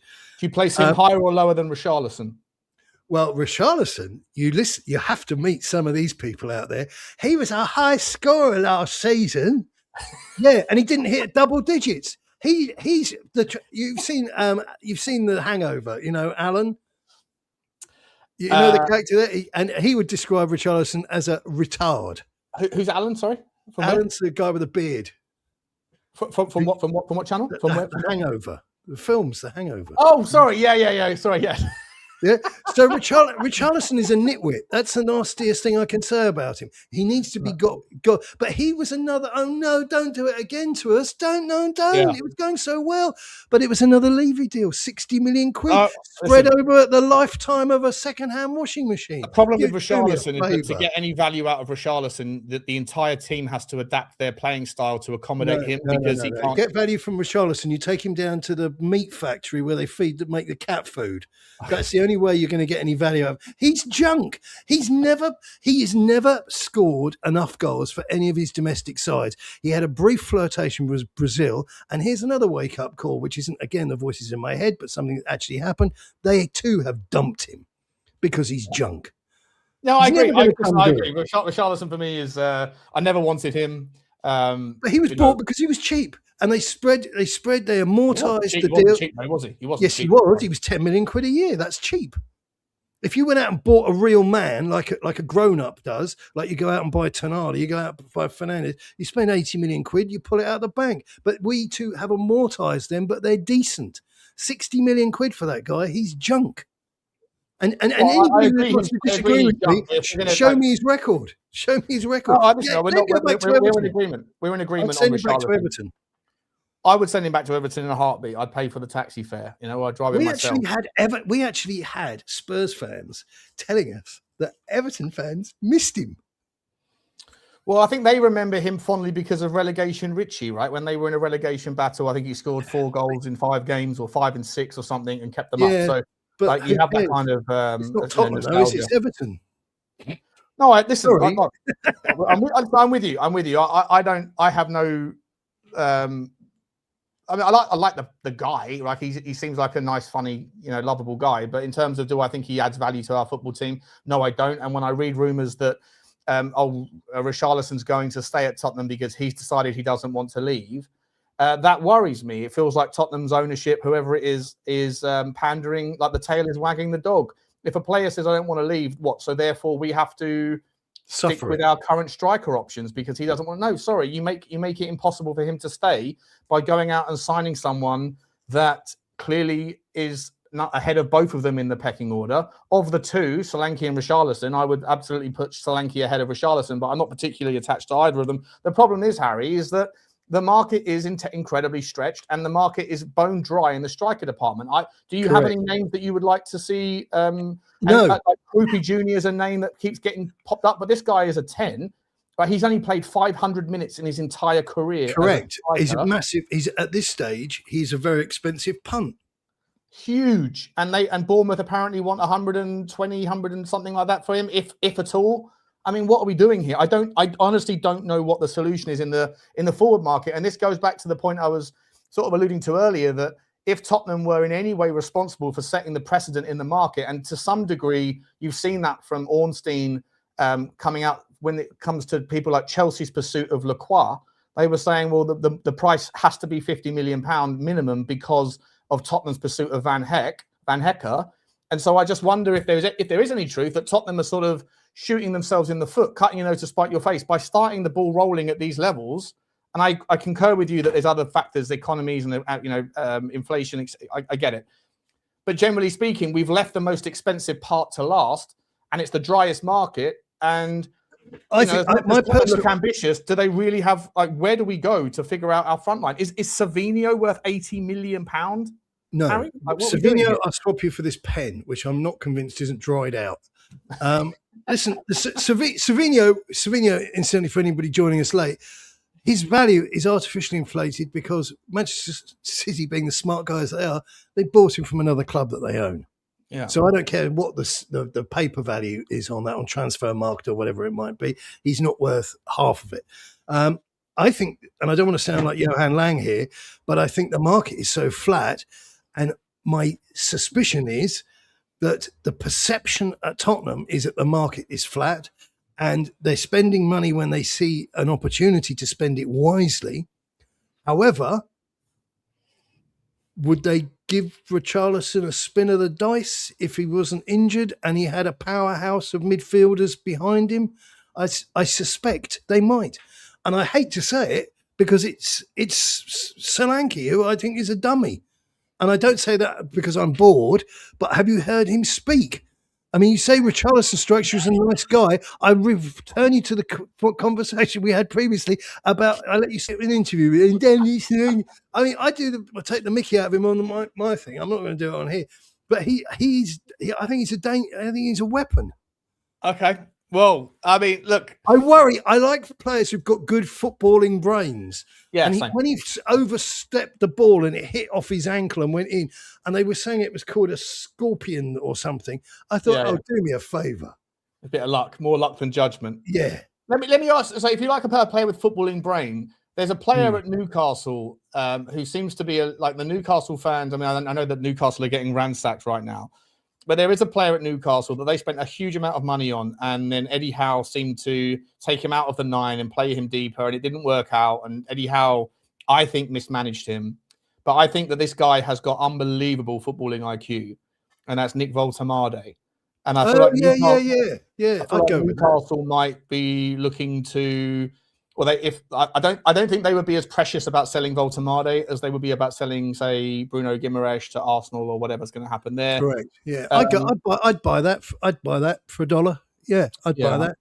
I think he's an intelligent boy, and I think we've got to be careful with the money because whilst I'm in favour of spend, it doesn't mean you take your brain out. You know.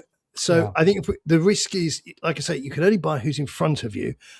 Ivan Toney was pretty mediocre during the World Cup. There aren't any names out there, those sort of go-to players that they're. A bit of a concern if you were to align Sandro Tonali and Ivan Toney when the training top has got a betting company written all over it. I don't know if there's a bit of a concern there. Did you see De Zerbi has been charging the losing players in the five-a-sides in the training a tenner a head? Sensational. Sandro Tonali's going 50. I'll do it for 50 quid. Come on now, what are we doing? If we're going to make, let's put some real dough on the money. Come on, pony on it. Yeah, I think you're right. But I think the market is pretty flat, and it is, because ordinarily there are names like Ivan Toney, whoever it was that was up front. Was it Mumbreno or whatever? But Brentford, there was always a little pool of sort of half a dozen, maybe 3-4 players who you could say, well, just go out and get him. And that's why I think whoever it is, they have overpaid for. I've forgotten his name now, but the lad from Villa. I think he's a great. Rogers? Yeah, I think Morgan Rogers is a great footballer, but I think they've massively overpaid for him.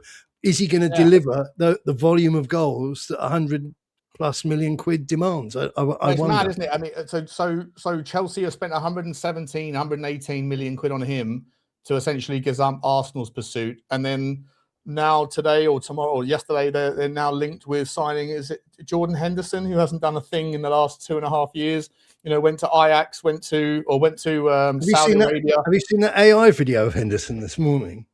No, I haven't. He's in a motorised wheelchair going past cars on a motorway in an England shirt. Oh, fantastic! AI has very little. I'm not a fan of AI, but there's occasional moments when you just go, I'll tip my cap to the creator. Yeah, exactly. You know? Exactly. Yeah, but this is the thing. So like Chelsea doing some weird things, you know, like they're overpaying for some players, and then they can't necessarily maybe justify being able to do what I think they wanted Granit Xhaka, who I think would be a fantastic leader to come in. He's a monster, isn't he? He's just an immediate. Yeah. You see, this is the thing that Spurs have routinely kind of not done properly. And I think much of it is down to the management of the players once you've got them on board.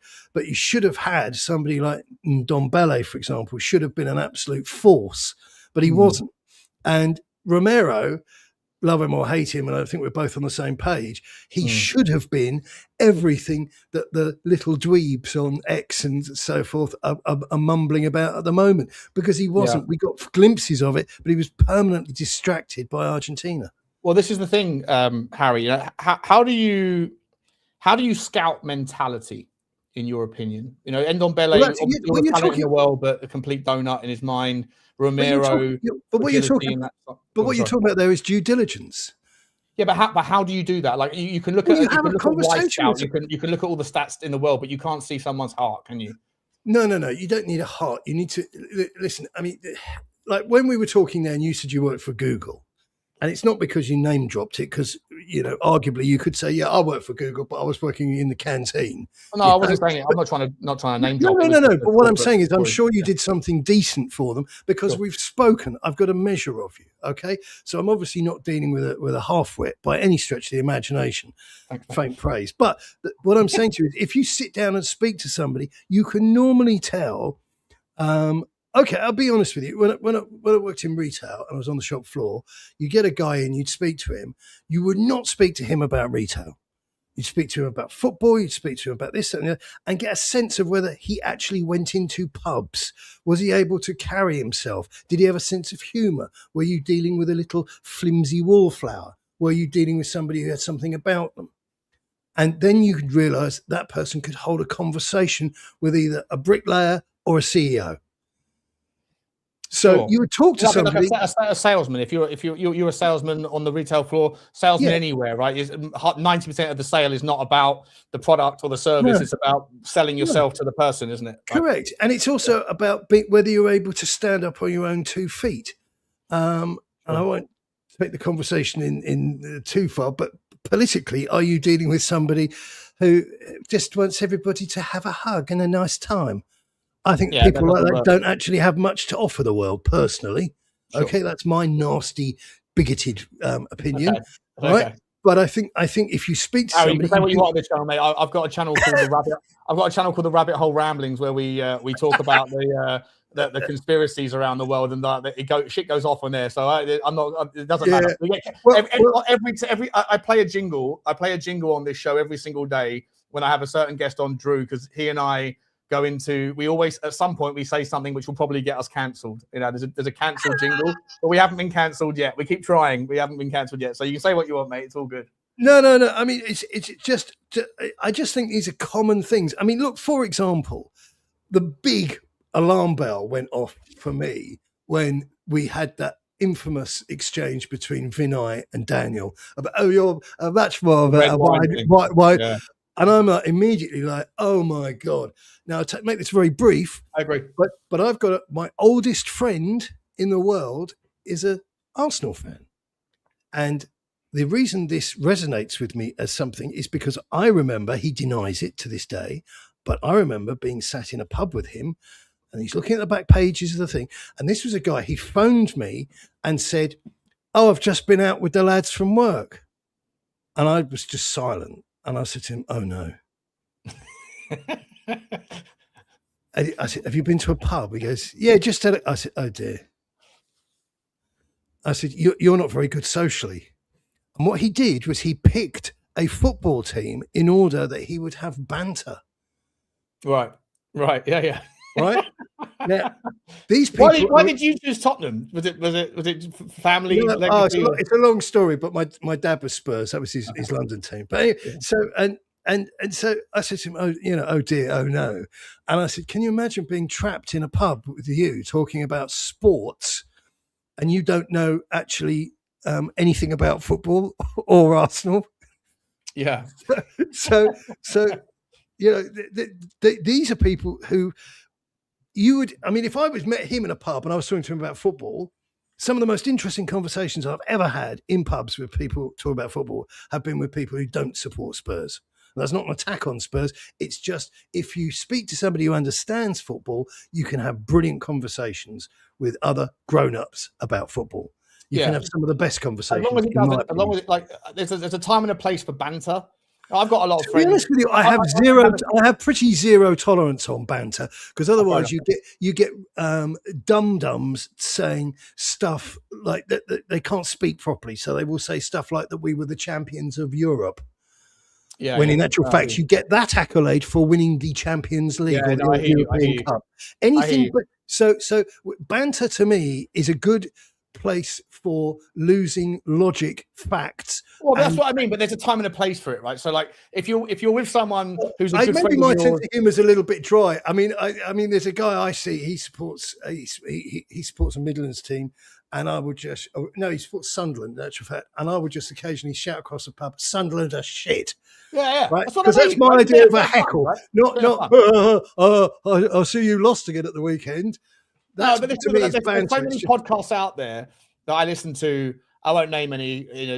That everyone can do their own thing. Good luck to everyone who handles their own content however they want. We mustn't mention Sava at this point. Although look, Sava's a good friend of mine. Sava's a good friend of mine. So I won't say anything about him. But like, generally in the football world, he did a banter thing with the Sun that they cancelled because it just came across as deeply artificial. Sure, but I'm just in a more kind of just sort of general sense. I see football channels out there that have representatives of all different shows, right? Of all different channels, like top 6 shows, whatever. And like the Big 6, for example, I don't watch it very often, but I feel like those guys, they'll have sensible conversations. I can understand why they're popular, because most people don't want to see a conversation regress into I'm just going to defend my club against your club and I'll just pick holes. It's because it becomes just a little bit childish. But if they have like sensible conversations where a Manchester City fan or a Newcastle fan or whoever else can actually analyse Tottenham's strengths and weaknesses, and the Tottenham fan can take that stuff on the chin and then push back where they feel now, I think there's value in that.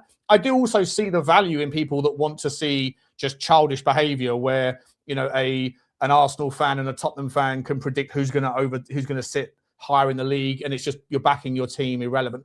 There's value, right? Like there's however many billions of people on the planet, how many billions of them support football? There's going to be some value to one or the other. For me personally, though, I'm with you. I take my dog for a walk over at the Top Golf, and there's a load of other dog walkers out there that are massive fans. One of them's a huge Brentford fan. One of them's a huge Chelsea fan. And I don't know them well enough to sit there and have the banter with them. But instead, we walk our dogs and we have great conversations about, and you learn a little bit. You actually learn a lot about how they really feel about their football club, and I think that's the most important thing. Chris B on my thing, he has a pal of his who he is a season ticket holder at Spurs. I think he's actually a Palace fan. I think he's quite well off, but he's fascinating to talk to. Yeah. And those are the conversations. Make sure it's about those things that you actually, where you want to learn a little bit about how he sees his football club.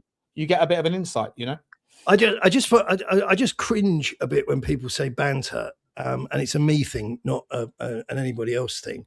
That it's that sort of rivalry and Micky Tel. To me, it doesn't have any value.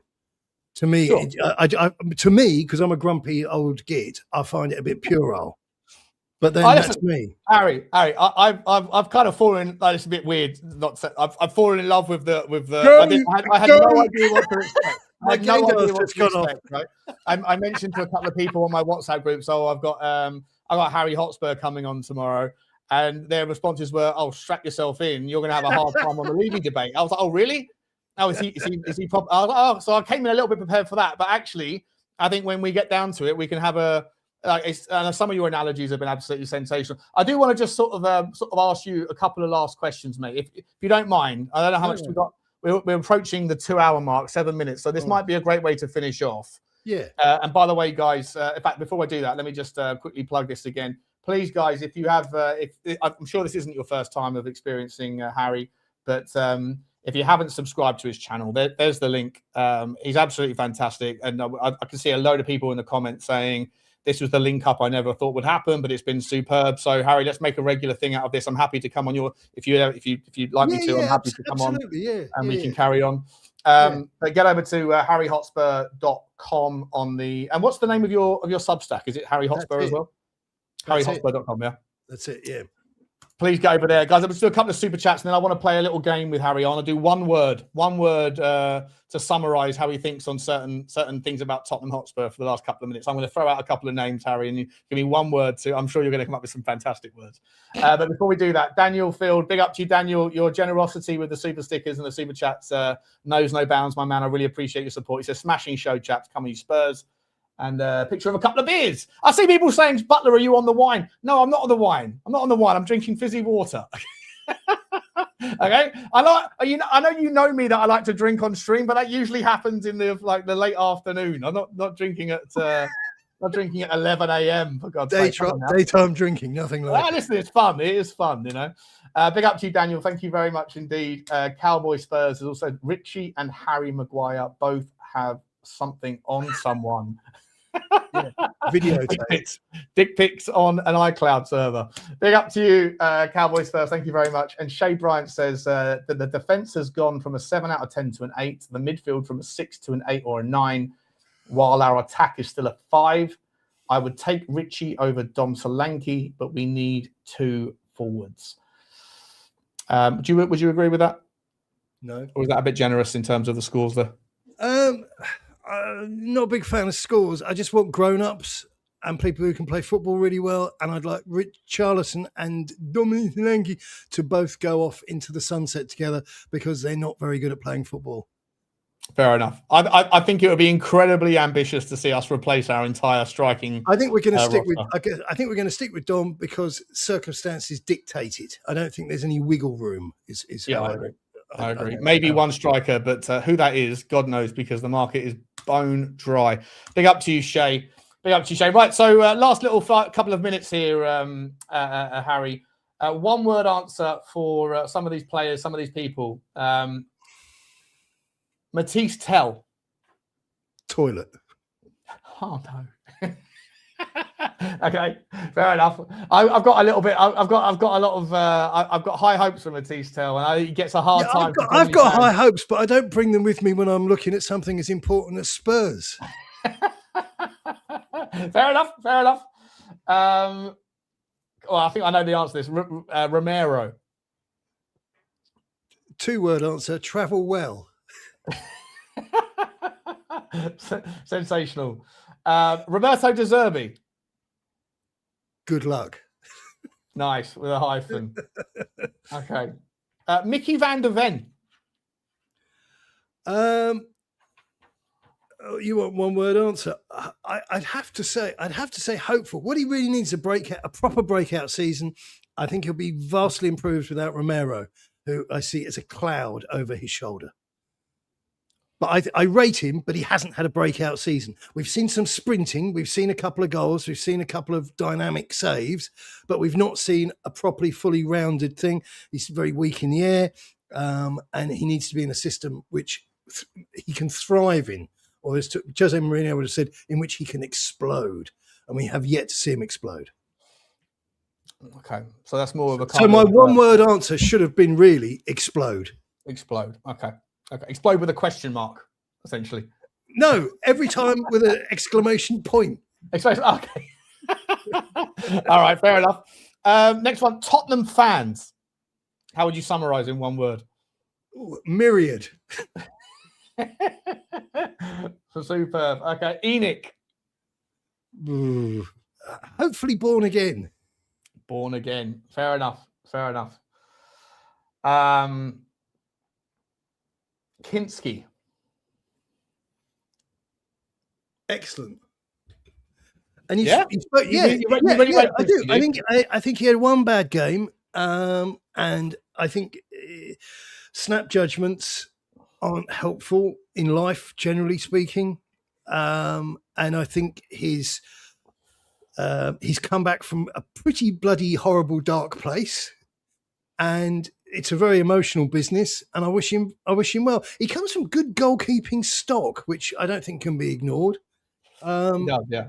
But if you could argue that, or you could ask, you could question whether we'd still be in the Premier League if Vicario had played for our last few games. Yeah, and I think it's a great question to ask, and I think the answer is possibly not. If I'm honest, I thought Kinsky, the turnaround, the redemption arc of that man. Correct. I mean, that redemption arc phrase is being used on the hour by people these days. It's a real buzzword, but it's very appropriate. Yeah. No, but it's very appropriate in respect of him because he did require redemption, and I think the arc was quite acute because it was a dark place he was in, and to get subbed like that, if you're an outfield player, isn't great, but as a goalkeeper, it's a complete disaster. I remember doing a video.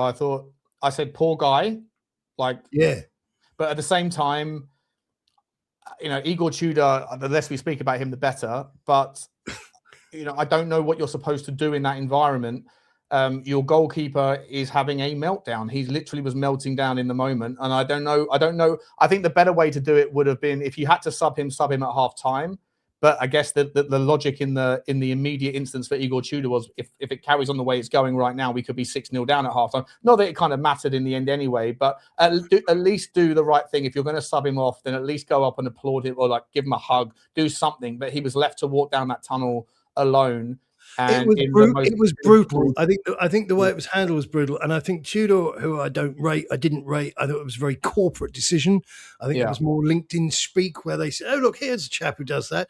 And there was clearly something wrong there. I don't think Kinsky wanted to be on the park. I think there was a whole gaggle of stuff that we perhaps will never know that went wrong. But what I do know is I get a sense, a feeling that he's got lots more to give. I'm glad he's been given the gig. And what I do know is that Vicario is a horrible human being. Yeah, I'm no fan of Vicario. Well, his mum and dad go to the ground and wave everybody, so he's redeemed, isn't he? Yeah, he should never have been a part of the leadership group. If you conduct yourself in that regard, that's another one-word answer. Toilet. Get rid of that. Well, have you got a few more minutes? I know we've been going for a while. Are you okay to carry on for a few more minutes? Yeah. This is all right. But the leadership group thing, I despise with it intensely. The one person, the one voice you listen to in every respect of everything, apart from the guy in HR, of course, is your coach. Yeah. So what? So you're not a fan of the leadership group at all, just as a principle? You're giving. Look, I don't want to go down the analogy thing all the time, but you're giving torches to people that don't have batteries in them. These guys are not leaders of men. Romero doesn't have any English. Call me old-fashioned, but if I went to Italy tomorrow, ciao bella, and that would be about it. Yeah. Acqua minerale con gas. That would be the other one I've got. That's all I've got in my armory of Italian. I would not want to be put in charge of anything. I think it would be a mistake for all involved. You're hilarious, man. I love it. Absolutely sensational. That's interesting. Yeah. So, I mean, I don't know how many other football clubs in the Premier League have leadership groups. I've never looked into it, but I'd imagine some do. Obviously, leaders are an important part. That's the narrative I was hearing last night for a Chelsea fan that was trying to defend signing Jordan Henderson, who has not done anything in actual football for a few seasons now. And he's going to move to Chelsea, and he's making the guy. I think his name was Mathys or something. He's making the argument that the value is in what he can do off the pitch. Maybe Tottenham have their own version of that in someone like Ben Davies. Or the other left back we've just signed from Liverpool, who's Robertson, correct? Yeah, I mean, there is a thing in football. There is a thing in football where there's two things here, two sides of the same coin. Maybe one is the LinkedIn side where they say, "Oh yes, that would be an ideal fit," which frequently tells you they don't know anything about football. And then you have the other side, which is a sort of almost like a spiritual guru thing, where you say, "Oh yeah, he's like a talismanic character."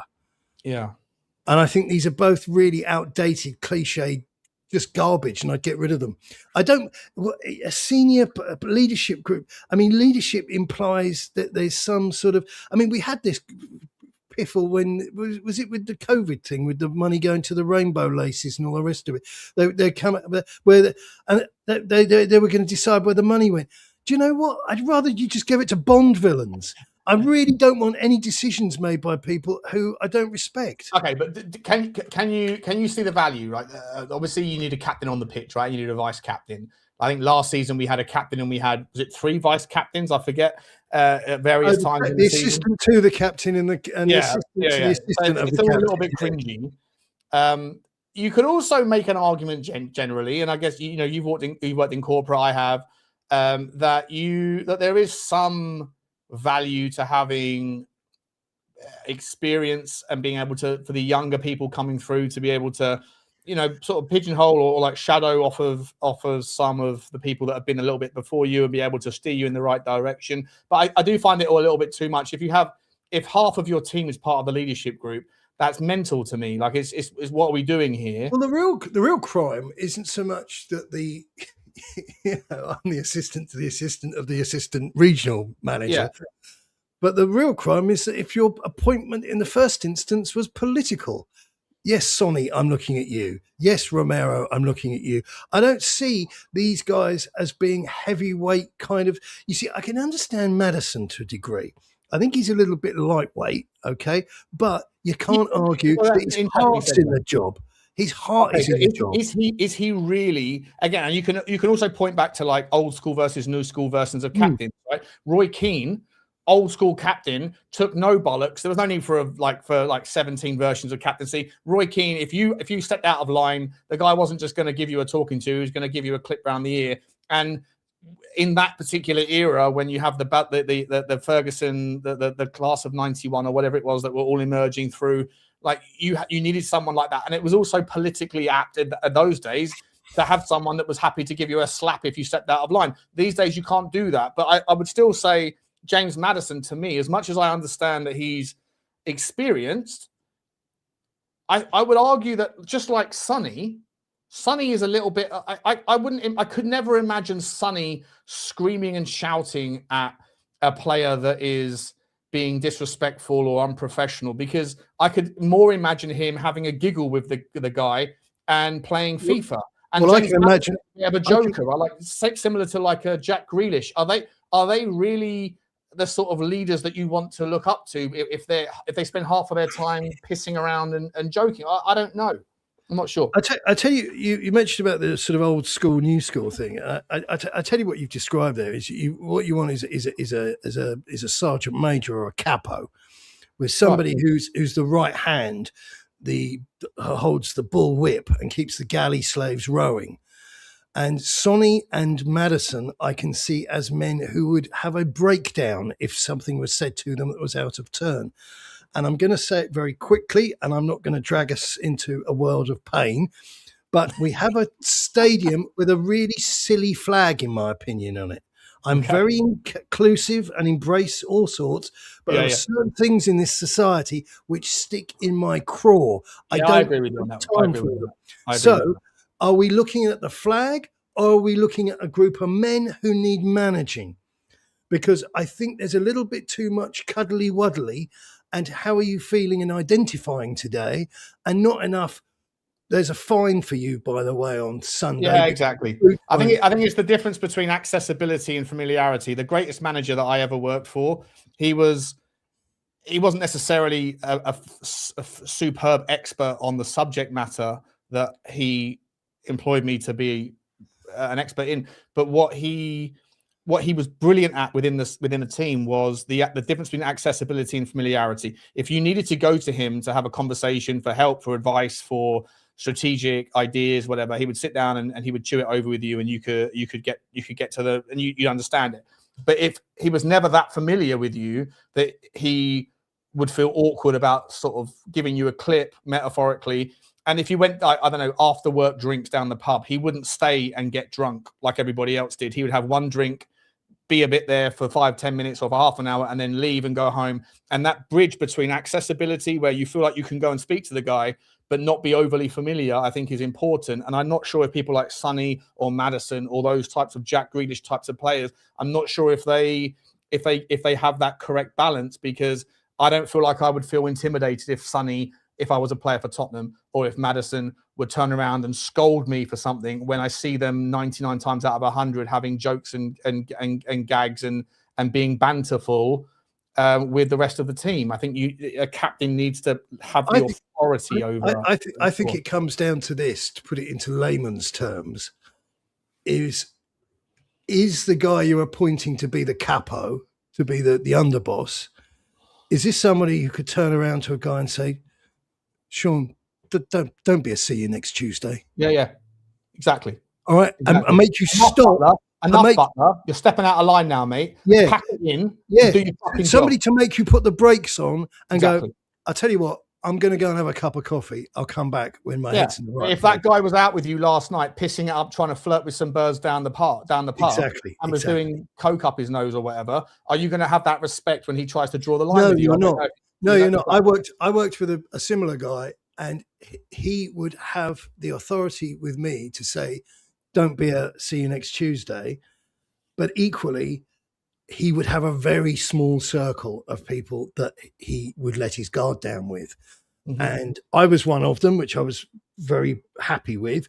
But I made sure that I didn't devalue his currency with the rest of the guys. So when he walked in and said, we need to talk about that because that's an abortion, we need to talk about that because you let that go wrong, everybody was paying attention, opposed to he was the guy who lost his trousers in the nightclub last week. 100%. I completely agree with you. And on that basis, when I see someone in the chat saying, I think Lee's here saying, be up to you, Lee, says, so who would be the captain? For me, I know this is an irrelevant point here right now, but I was advocating that in a world where Tottenham re-signed Palhinha on a permanent transfer, Palhinha would have been that guy that I would have given the armband to, because I think 100%. He's the sort of guy that can handle that. In fact, I would apply the same thought process to anybody who brought what a Palhinha per se would offer, because what I can't cope with is political appointments. And this, again, going back to previous incarnations of ENIC, there was a lot of thought about who is. Yeah, in fact, Robertson, I'd probably give probably a great shout. The only argument there is, can you give captaincy to a guy who's just been signed? Yes, you can, because you turn around to everybody. You say there's no player leadership group because you're all working for that guy over there. You know, the grumpy little Italian fella in the corner. So you got any problems, you address them to him. But the as I say, the pit boss, the capo, this is Robertson. And do you think though that the captain has to play? Because I think this is the same argument that Chelsea fans are making regarding Jordan Henderson. He has to play, and he has to be literally speaking the words passed to him by God. So he is entirely on message with where it's going, the communication between De Zerbi and the rest of them. And that's what he's there to do. That he's there to enforce and encourage people into, that's another question. Is Maddison going to play all the time? Probably not. And also I have to say this, because I mention it more or less every time Maddison's name is mentioned. If you want to see inside his mind, look inside his box at the stadium. He is 14. So no, I don't. He has his own box, does he? Yes, and it is done out like a 14-year-old's bedroom with literally, the stuff. I mean, I used to have this when I was a kid. When I was a teenager, I used to have Spurs bedding and a Spurs lampshade. Yeah, sure. Right? Sure, That's what his box looks like, but he's got murals and stuff on the wall. Okay. So, no, I don't want him as captain. Thanks very much. Love what you do, but we're going to need to actually get a grown-up in to do what is quite an important job for a Premier League side. Superb. Harry, listen, it's been a lot longer than I thought the initial show would go, but listen, I'm glad you. I normally bail on these things after 20 minutes, so you've done really well. No, I thought it was superb, mate. A really cool conversation, really robust pushbacks and things. And listen, I'd love to do more with you, mate. Well, let's do it, because I'm actually expanding my portfolio of garbage as well, so that'll fit in. With that. Listen, guys. Listen, there's the link. One more time, Harry. Give everybody. There's 1,000 people here, more than 1,000 people. Big up to everyone. Please don't forget to smash the like button, and subscribe to the channel, the notifications, and all that stuff. I appreciate everyone. Smash away. That's what I say. Smash away. Harry, tell everybody where they can find you, what it is that you're doing. I know you've also got the channel here, but what your Substack. Let everybody know. I've got the Substack, which is very busy in the mornings. There's a lot of video content on there, but there's a lot of written content, and it's very sort of from the hip. So if you are of a nervous disposition, if loud noises scare you, it might not be the best place for you. But yeah, I put some out on news now. It's going very well. I think it's about 15,000 subscribers. The YouTube is going very well. But that's because I've been putting more effort into it recently. So there's an example to us all, children. But yeah, so come along and join in. Superb, Harry. Thank you so much for coming on. Listen, I feel like the chat have really enjoyed it. Apologies to the chat. Usually, obviously, I bring up loads of comments throughout, but those things can be a little bit sort of distracting. We can pivot into. Well, I actually prefer that because I did do one of these with a guy before, and it was an exercise in him hoovering up stuff that was coming in on thing. And I get he was working the audience, but it wasn't really adding very much. But I think you pulled some great ones out there. Yeah, so generally speaking, if it's just me, I'll interact with the chat and everything. And I'm sorry for those of you that are watching if you wanted some of that today, but because it's your first intro on the show, and because the conversation was so engaging, I didn't want to get distracted by going down rabbit holes. But listen, absolutely fantastic. Please go over to harryhotspur.com. There's the link. I'll post it one last time so that if you haven't done it already and you're watching on a screen or a device where you can quickly access that link, then please go over and show your support to Harry. Best of luck with the Substack, my man. And listen, we'll be in touch. Obviously, we'll speak afterwards, and we'll make this a regular thing. It sounds like a fantastic. Everyone. Yeah, and we've got a lot of the sort of cobwebs out of the thing with Levy and all the rest of it. So I don't, there's only so many times you can plead the case for his insanity and his prosecution. So, and there's only so many times you can plead the case for, compromise and balance. Sometimes it works, sometimes it doesn't. Nail him up. Nail some sense into him. All right, guys, we'll leave it there. Chat, I'll be back later on with something else, maybe a fan show in the evening or maybe an upload if there's anything that drops. But listen, the team are over on tour, and one thing we know for sure is that the people that don't need to be there, that could be at home doing some actual transfer work, well, they're over drinking red wine by Sydney, the wherever it is, the Harbour Bridge or whatever it's called. Good luck to them. Enjoy the fucking wine, the red wine, but get back to business soon because we need some bombers. Love to everyone. Thanks everybody for the attention this morning. Harry, once again, mate, thank you so much, guys. We'll see you on the next one. Take care, and as always, bye bye. Cheers.